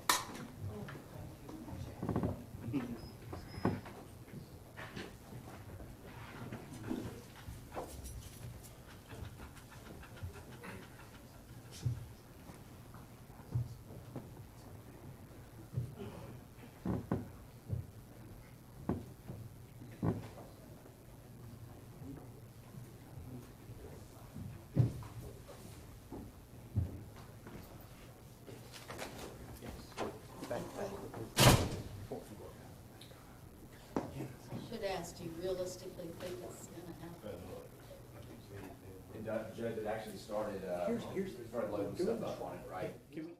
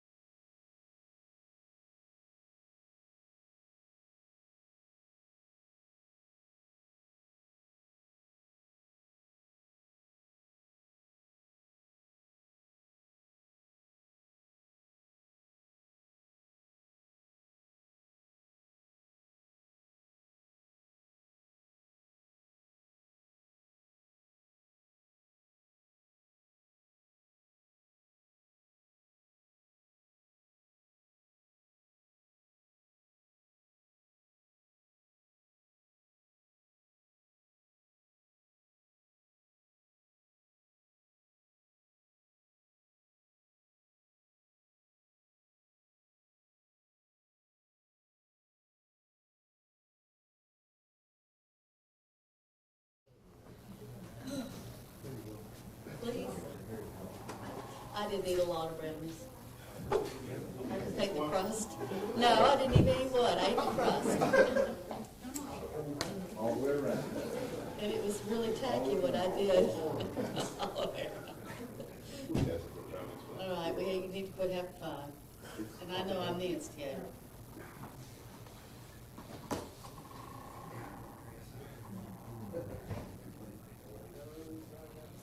Let's all rise for the jury, please.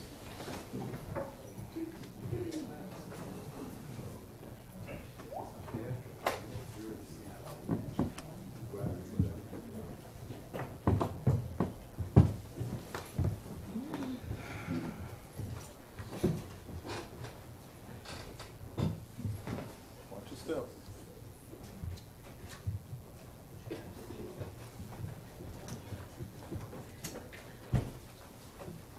Please be seated.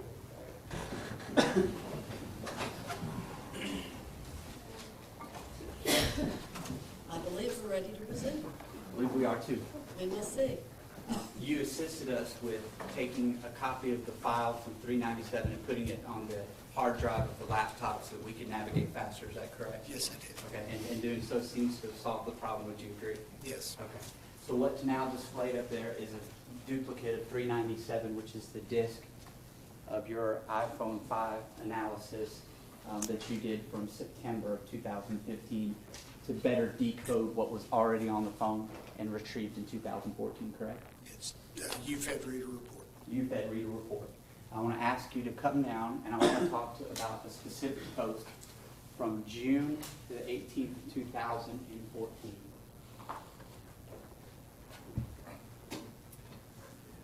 In the Whisper app. Yes.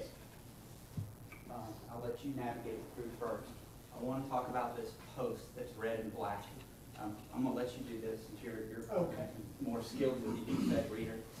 So starting with the post that's in red and black, can you please bring that up and show the jury what that is? You want me to file for this one? Yes, please.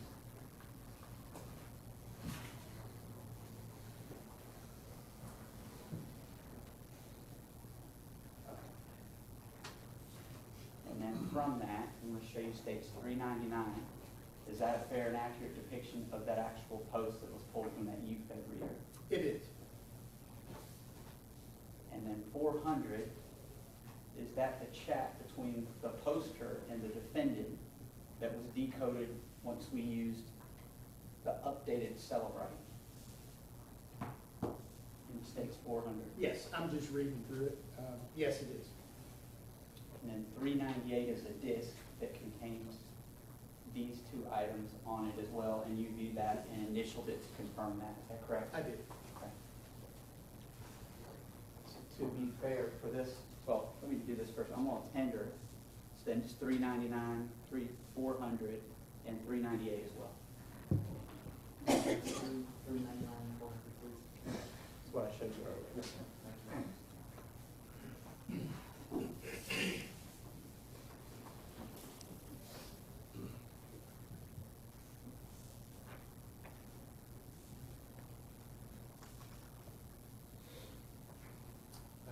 Smith, you'd agree that 399, this is a screenshot of an image that's pulled up on a UFED reader that is not the UFED reader that we've got pulled up here, correct?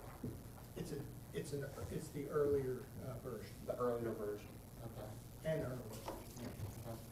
And on 400, is this a printout from the earlier version or from the newer version, the 4264? It would be from 4264 because I was unable to produce it from the earlier version. I got you. And But the image was present in both. understood. The UTC -4 time there that's on States Exhibit 400, That's correct. you'd agree that when we load up the UFED reader 4264, it's automatically set to Eastern Standard Time -5? It was. Okay. And so when this was printed out, it's still from that disk, but it was just modified to account for UTC -4. Well, I would not characterize it as modifying, it simply was, according to daylight savings time, and you simply check box daylight savings time, as I have done here, Right. to perform, and then open the same tab, and go directly to this post, and that makes the adjustment within the project setting. All right, understood. But this is from the same project? Yes. Okay, thanks. No objection. Admitted. Going back to that image, did you minimize it or? I closed that image. Okay, we'll use 399 then.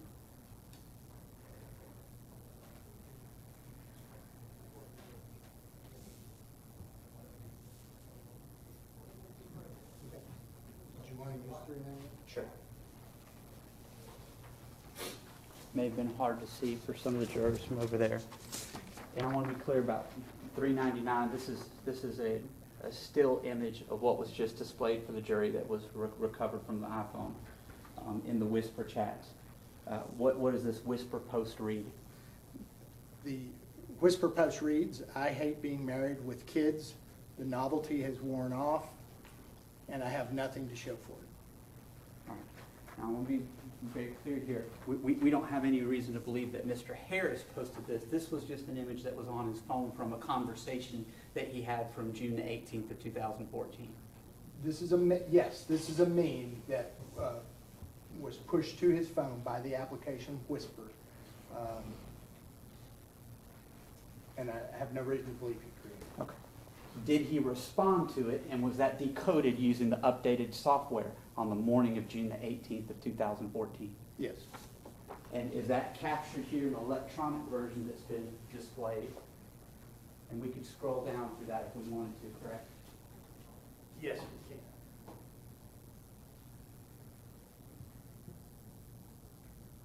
And there are timestamps associated with that, of course, accounting for daylight savings time because it was in June that this conversation happened, correct? That is correct. And then states 400, that's a printed copy of that conversation that Mr. Harris had with the poster of this meme on Whisper, is that correct? That's correct. Let's come up to the jury, please. And I want to go through this conversation that Mr. Harris had with the person that posted States Exhibit 399 and the Times. What was Mr. Harris's response and at what time? So the response was, "I miss having time by myself and going out with friends." The date was June 18th of 2014. The time was 8:55 and 19 seconds a.m. Did the person who posted this initial meme then begin a back and forth with the defendant, and is that accurately captured in States 400? Yes, they did, and it is captured. What time was the next piece of this conversation from the person who posted this? Later, just a few minutes later that morning at 9:12 and 54 seconds a.m. What did that person say to the defendant? The response was, "Yeah, I have nothing. Every ounce of me is being a perfect, unappreciated wife with 2 little ones that drain out the rest of me. I don't resent my kids. I resent him." Did Mr. Harris respond to that in 2 instances very close thereafter? He did. What time was the first response? At 9:15 and 15 seconds a.m. On the morning of September the 18th of 2014? Yes, all the posts were Excuse me, on June. June 18th, 2014. What was his next response to the person that posted this? My wife gets upset when I want to go out with friends. And thereafter? I love my son and all, but we both need escapes. What time was that post? 9:15 and 33 seconds a.m. on June 18th, 2014. You're just seeing some video there that we showed that you had captured from the Chick-fil-A. That was just 15 minutes after being at the Chick-fil-A, standing there according to the time adjustment that you had to do, correct? Judge, I'm going to object to leading. When is that in relation to the still image that we just showed with Mr. Harris and his son at Chick-fil-A? That particular post is approximately 15 or so minutes after we see him appear at the Chick-fil-A. And is his son specifically referenced in that post? He is. How does the conversation progress thereafter? Who's the next person to send a message and at what time? So at about 2.5 minutes later, Always in My Feelings responds, maybe that's our issue too. I need a break from love. Yes. And thereafter, did Mr. Harris send response messages back to the person that posted $3.99 on Whisper? Yes, he did. When was the first response?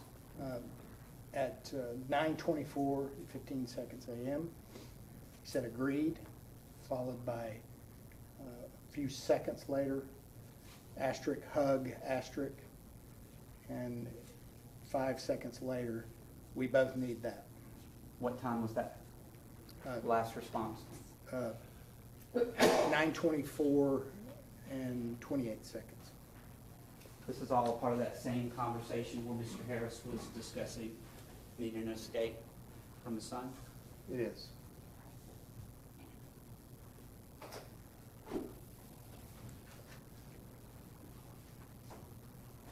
Judge, I'm going to object, and I'm going to move to strike that question and answer. It was leading, and it was not the testimony. What is that? Question's already been asked and has been answered at this point. Had it been more timely, maybe I would have rephrased it, but I don't think it was leading, and I'll move on to a further topic. Well, I sustain the objection, and I'll strike the answer in question. Okay. And you can rephrase, Mr. Evans. All right, Detective, come over here, please. Scrolling through the digital version here, is there a way to make this, the digital version pop up bigger so that the jury can see it?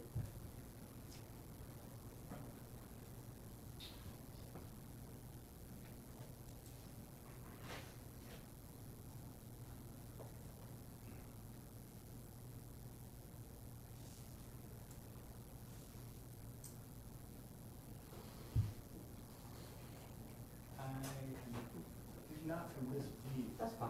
If you'll come over here then and just let me ask you some questions. Here displayed on Mondo pad, is this that conversation that you just relayed to the jury in the lower right-hand corner of what's being displayed on the monitor? These are the last 5. You Okay. can scroll up, it's scrolled to the bottom of the conversation. But this conversation, for whatever it says, is all contained on the disc that you just gave some testimony about, 397, is that correct? Yes.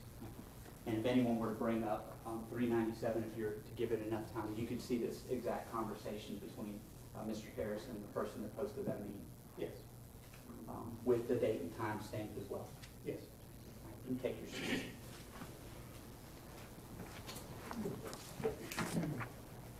I want to ask you just a few other questions. Were you tasked with doing this next?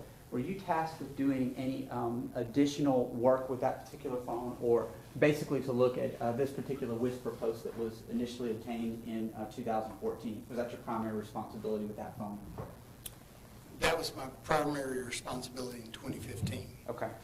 And for this particular Whisper post. in terms of a more detailed examination of the phone itself, did you provide a copy of the same information that's provided on 397 so that Detective Bill Stoddard and his detectives could do further analysis on the phone with the updated software abilities? Yes, with the updated UFED reader. And I want to be very clear about this point. Even without the updated UFED reader, this image and all of the data was initially obtained in 2014, correct? Object to leading. Okay. When was this initially found, and when was the data acquired? I was asked specifically about that meme associated with a Whisper app in September, or it may have been earlier, but I definitely recall September of 2014. And then let me ask you about search history. Are you always able, looking at a device and looking at the extraction data from a device, are you always able to see the entirety of somebody's search history, say on the internet or Safari? No, not necessarily. Can you describe instances where you might not see the full search history from a particular device? Under what circumstances might that happen? That could happen for a number of reasons. One that I could think of is clearing the search history, and cleared information is, in a particular extraction, is considered deleted, and it's possible that that's not data that is picked up by the Celebrite extraction. We had a conversation about certain applications that might also automatically delete your search history. Are you familiar with some of those? Yes. And can you explain to the jury about those and what they do? It's like cleaner type applications for mobile devices, such as like AVG cleaner, where you could set it to, once it reaches a certain point or time, it'll give you a notification that you can clear a certain amount of data from your device. Are you familiar enough with iPhone to be able to talk about the iOS system and whether there's an automatic feature that would delete search history on it or not? I'm not in particular with iOS. I've not had an iOS personally, an iOS device. Closest I've come is I believe my wife has an iPad. Are you familiar with being able to take a screenshot with certain Apple devices? Yes, to some degree. If one were to take a screenshot of a search, would you be able to possibly see the date and time on that? Absolutely, but that function could occur in a number of operating systems. Sure. Android as well as Apple.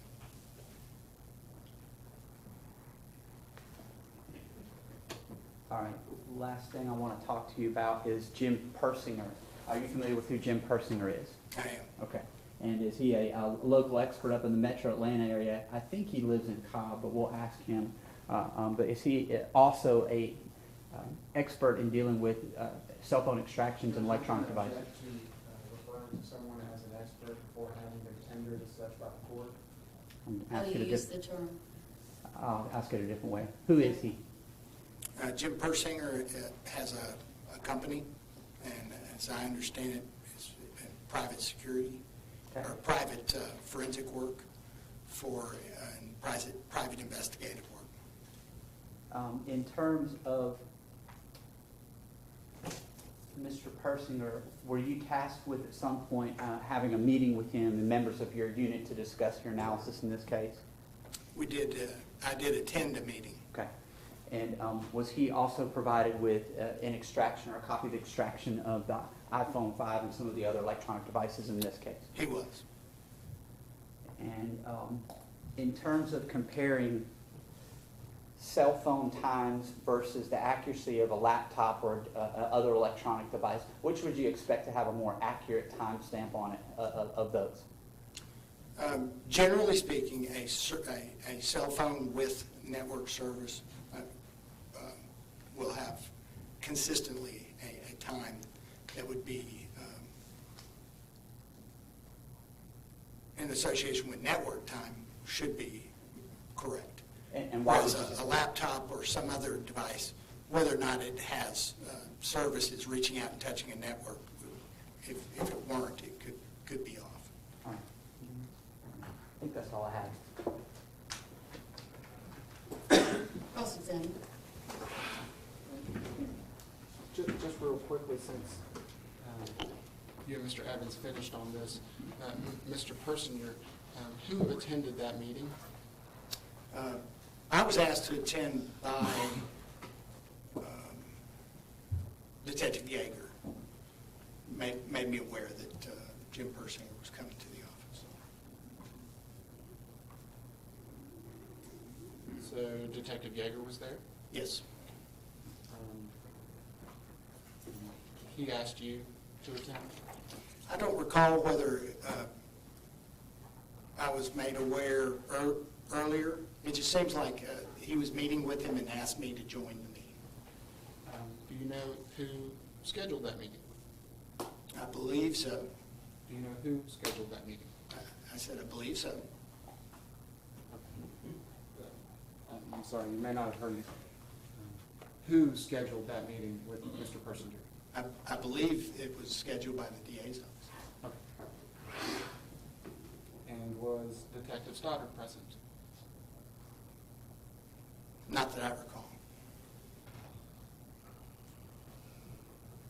Were there any other detectives present for that meeting? I don't believe so.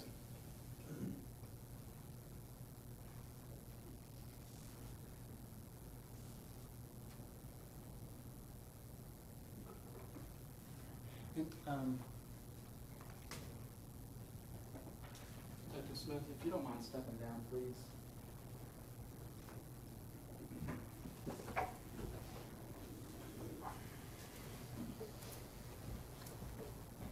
Lift this back up.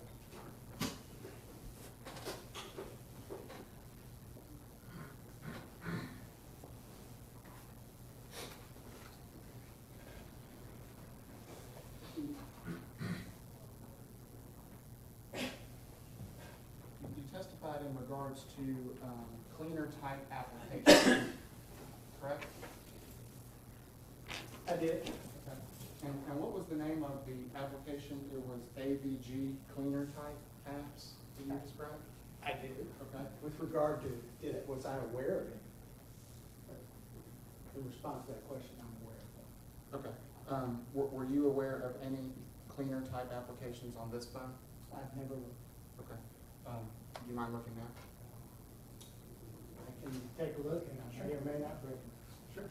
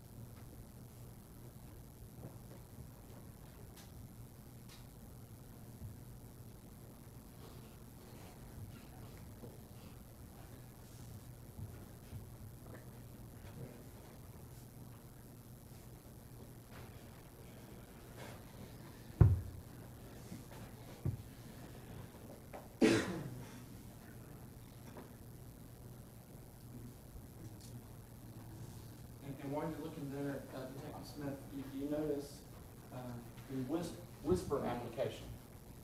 It's line 101, right here.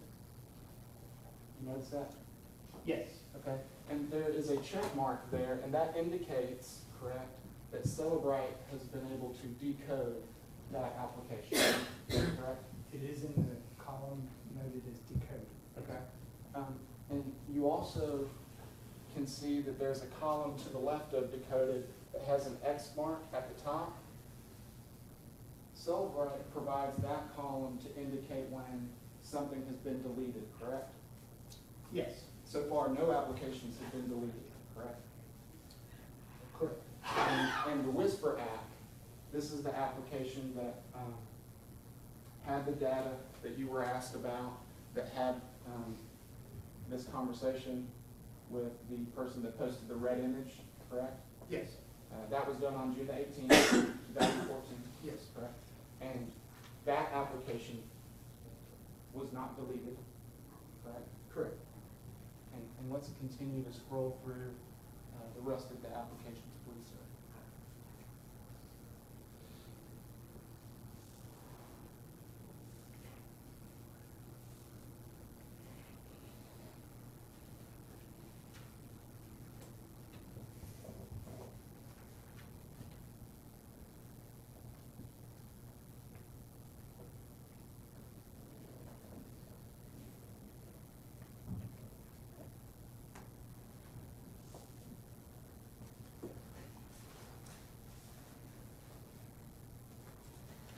Okay. All right, thank you.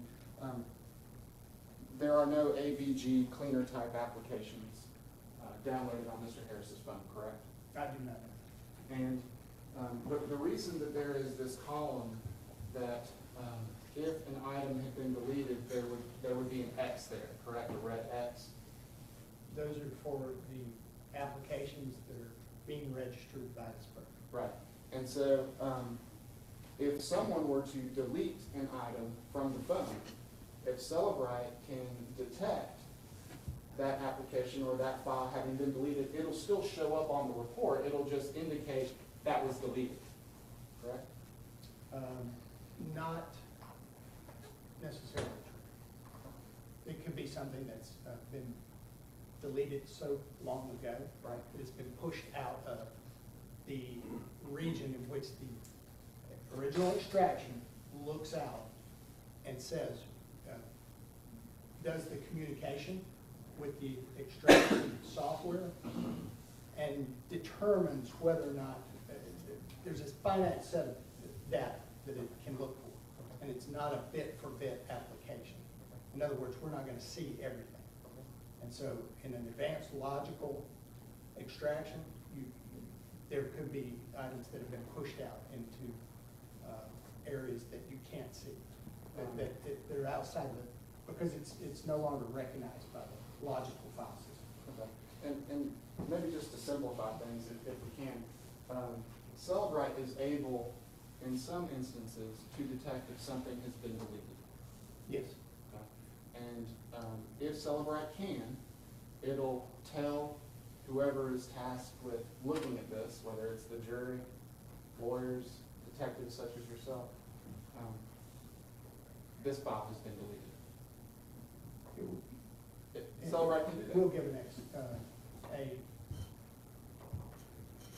apologize, I just lost my thought. That's okay. That was my last question on that point, so we'll just move on. Okay. You discussed how information in a prior Cellebrite might be hidden, was your word, and I wrote that down. I just want to make clear, simply because a prior version of the Cellebrite software can't decode or detect information doesn't mean that a user hid that information from a computer forensics detective. Correct. It just wasn't decoded. If I used the word hidden, it probably wasn't in the context that you. And I didn't take it that way. I just wanted to make sure Mr. Harris wasn't hiding the whisper content from Cellebrite and detectives. It was there in Right. the original extraction, and it just wasn't decoded such that and we had already, detectives had already seen the meme, that they were wanting to know more about the chat that would have been associated with the meme, and it wasn't decoded. But it was there the whole time. At the time that all that was available to detectives was the image, what you refer to as the meme. At that point in time, there was no way of knowing that there were chats or messages associated with that image, correct? No, that would not be correct. There was a way. We just didn't know which ones, we didn't understand how it was decoded to match a meme up with a conversation flow.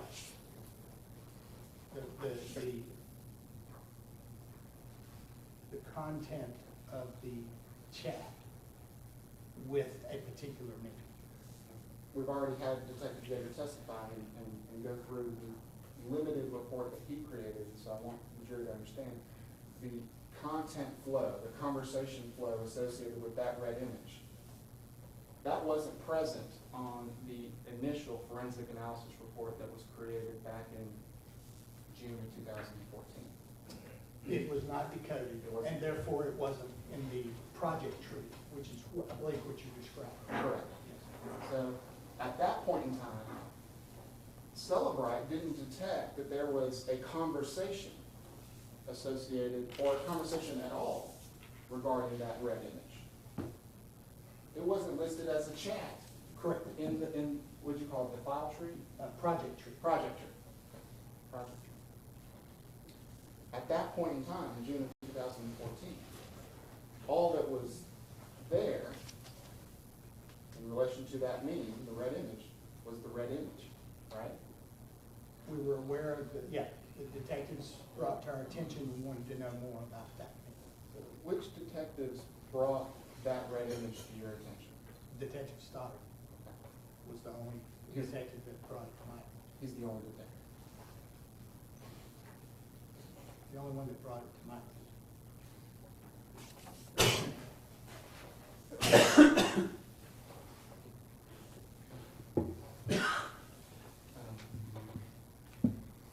Did he ask you if you believe that Ross Harris had created that red image? Object to that, no, it's relevant, whether it's one hearsay, if he's asking him about what another detective asked him. Second, it wouldn't be relevant what that other detective believed or not. That wasn't my question. I'm not asking you to tell anyone what someone else believed. Simply following up on Mr. Stoddard coming to you, bringing to your attention this red image. Were you asked if you believed that Mr. Harris created that red image? I would call for hearsay, it's a question of another detective too. The question isn't offered for the truth of the matter, Judge. It's just a question. It's not hearsay. Well, what's its purpose? We've been discussing this red image, the limitations of both forensic reports. One done in June of 2014 and one done in 2015. This detective has discussed having to go meet with a private investigator to determine more information about this.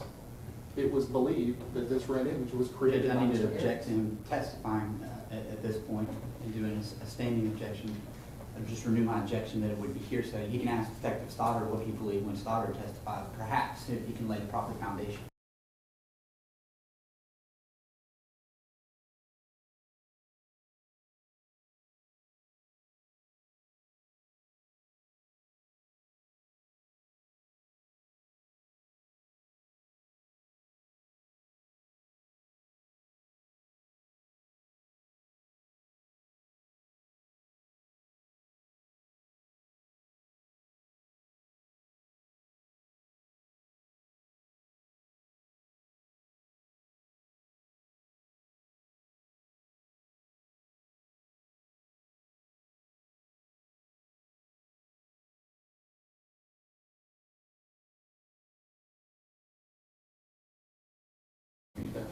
Correct? Fair to say? Yes. You've got this piece of information, some detective work needs to be done. Yes. And you weren't necessarily tasked with trying to find out who created that red image. I was not. I mean, that wasn't your assignment. That was somebody else's task, if anyone's. Yeah, I don't know. I was asked to determine if there was, as I recall, determine if there was, if I could determine back and forth texting and chat associated with that. And just to be clear, now that we have gone through the conversation associated with that red image, Ross Harris did not create that red image. He did not. And it's my understanding from the testimony that you could not see until late September of 2015 the particular whisper chat associated with that red image. I did not.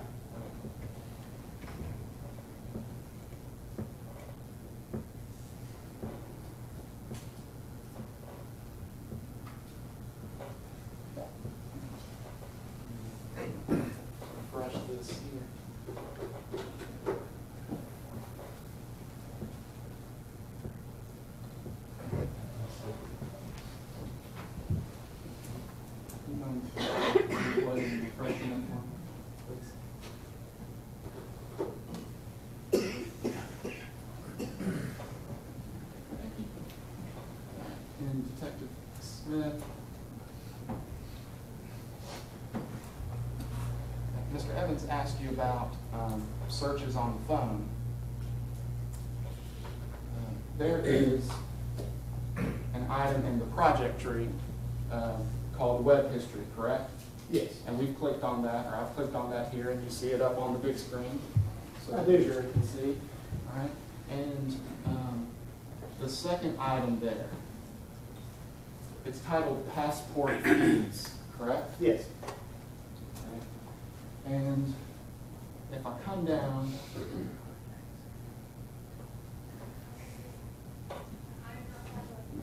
to line 28, there's a Google search for child passport cost. Yes. Okay? And we know from the Celebrite that the passport fees website was visited at 12:48, 15 seconds in the morning on June the 18th, 2014, correct? Detective, will you help me with something, please?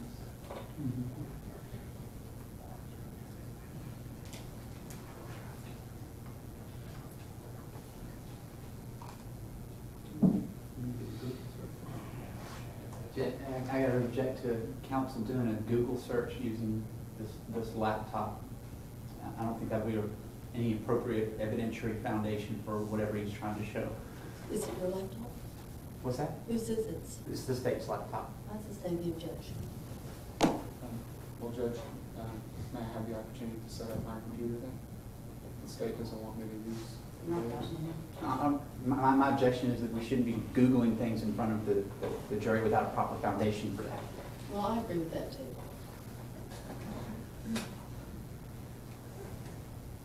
You had just identified a Google search that was done, child passport costs, correct?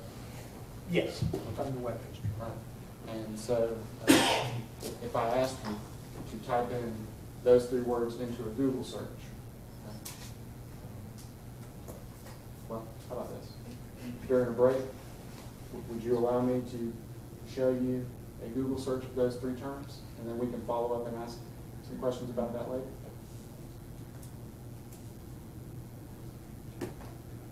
Is that okay? I guess so. No, I don't even know how to object to that. I'm not. Well, that's because it's really unusual. Y'all talk about this privately. Well, this is unusual evidence. I and know, so but I would I agree. just gave a definitive and not unusual ruling. Y'all talk about it later. Yes, ma'am. Have you gone to this website? I have not. You'd agree it appears that Mr. Harris was researching child passport costs. The title and the URL certainly indicate that that may be something he was interested in searching. Okay. And were you aware that Mr. Harris was planning a cruise with his son and family? I was not. Okay. And then I want to direct your attention to this fourth line here. Why are hot and humid days often and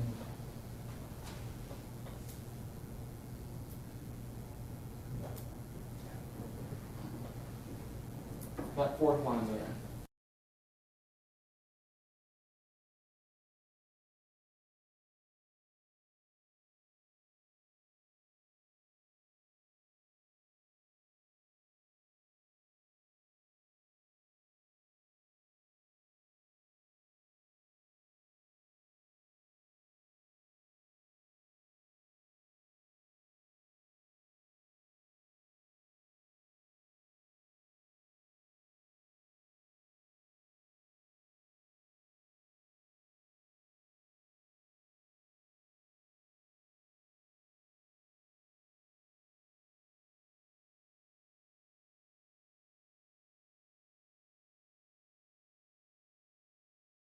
Result in this why are hot and humid days often hazy title. I don't know by having tested it, but I do suspect that would be the result. Okay, thank you.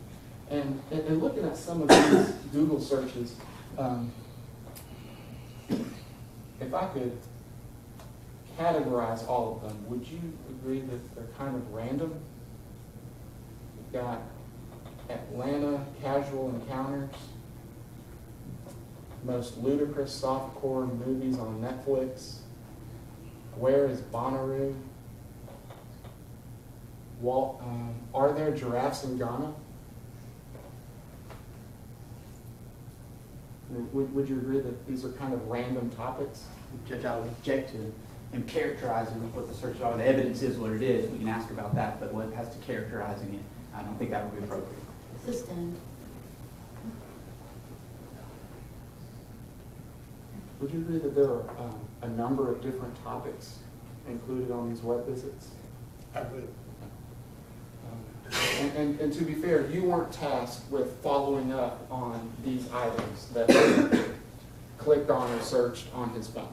I was not. Okay, that was someone else's responsibility to follow up and investigate that information.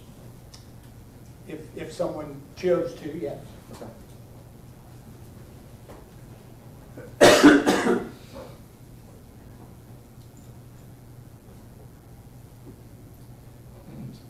Now I want to direct your attention to, on the project tree, there's a category called timeline, correct? There is. Are you familiar with this category in the project tree?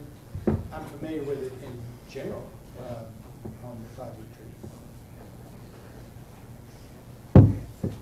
If you were going to point to a particular line and ask me what it said, I would not have. With regard to this timeline. Well, you're very familiar with Celebrate, correct? I am. You're very familiar with this version, the 4264. I am. You're very familiar with how to manipulate this forensic analysis report. To generate various reports, outputs, and different styles of reporting. In fact, you put it on display a little earlier. You were able to convert the UTC time to -4 since the questions that the state was going to ask you about occurred in June of 2014, correct? That is a function of the UFED reading. And you're able to do that. You know how to do that. It's a setting. Yeah. Yes. And so you are very familiar with how to navigate through Celebrite, the UFED reader, and reports such as these. Yes. And so, in looking at this timeline here that you created, or this report that you created, let me get to Judge, I have an June objection. 18th. I have an objection. Okay? This witness already testified that he had the very limited task of looking at the WISPR post. He hasn't reviewed any of this stuff, so I don't think it's a proper witness to be asking these details of. You can ask and he can respond. Thank you. This report is already in evidence. You were asked questions about some activity on June the 18th. So let me just direct your attention to the morning of June the 18th.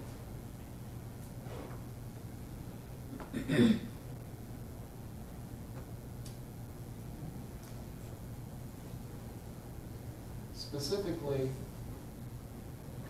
the line numbers 59784, 59785, 59786. Okay. And looking at those lines there, you'd agree that this reflects the conversation associated with that red image that we now know Mr. Harris did not create, correct? Yes. You can see that on the screen? Well, I see all of the individual lines from that chat Okay. that's associated with the meeting. And here's what's important about the timeline. The timeline is going to show all activity decoded by Celebrite to include all of these categories that we see in the project tree, correct? Yes, it does. Okay. So we know, based on this timeline, that on 9/18/2014 at 9:15:33 seconds in the morning, when Mr. Harris says, "I love my son and all, but we both need escapes," okay, there is a gap in time before he writes another message, or really does anything on the phone. Correct? Yes, I think I actually read out those times. And so, just to be clear, on line 59787, that time is 9:24:15 seconds, correct? Yes. All right. So this timeline shows us that there's no activity by the user on this phone between this message at 9:15:33 a.m. and 9:24:15 a.m. Correct?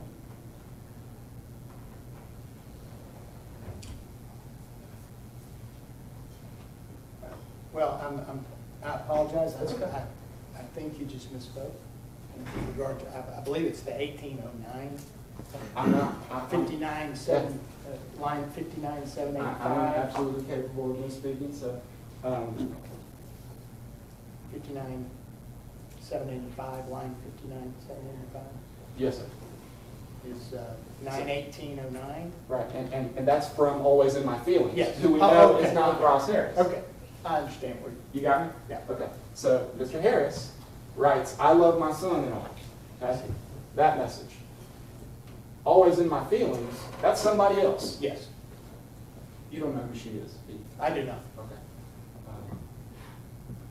You weren't tasked with finding out who that person was. I was not. That's somebody else's job. If anyone's job. If any. That was someone. And so, to be clear, and now you understand where I'm going? Yes. I do. Celebrite does not indicate any user activity. User-initiated activity between 9:15:33 and 9:24:33. Correct? I would agree. Almost 9 For minutes. anything in the time.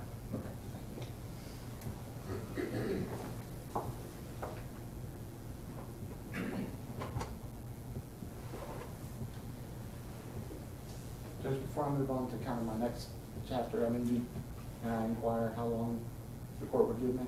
Well, I was curious about that. Y'all approach the bench.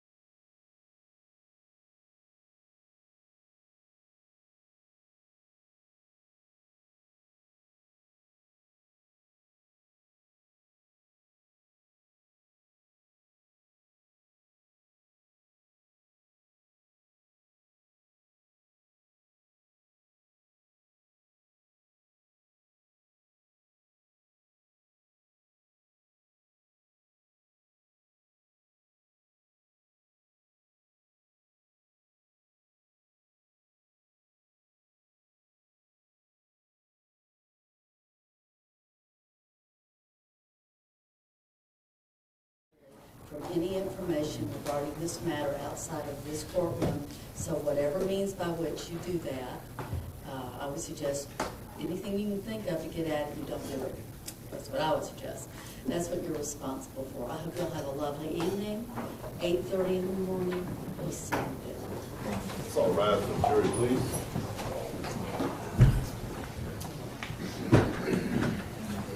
Please watch your step going down.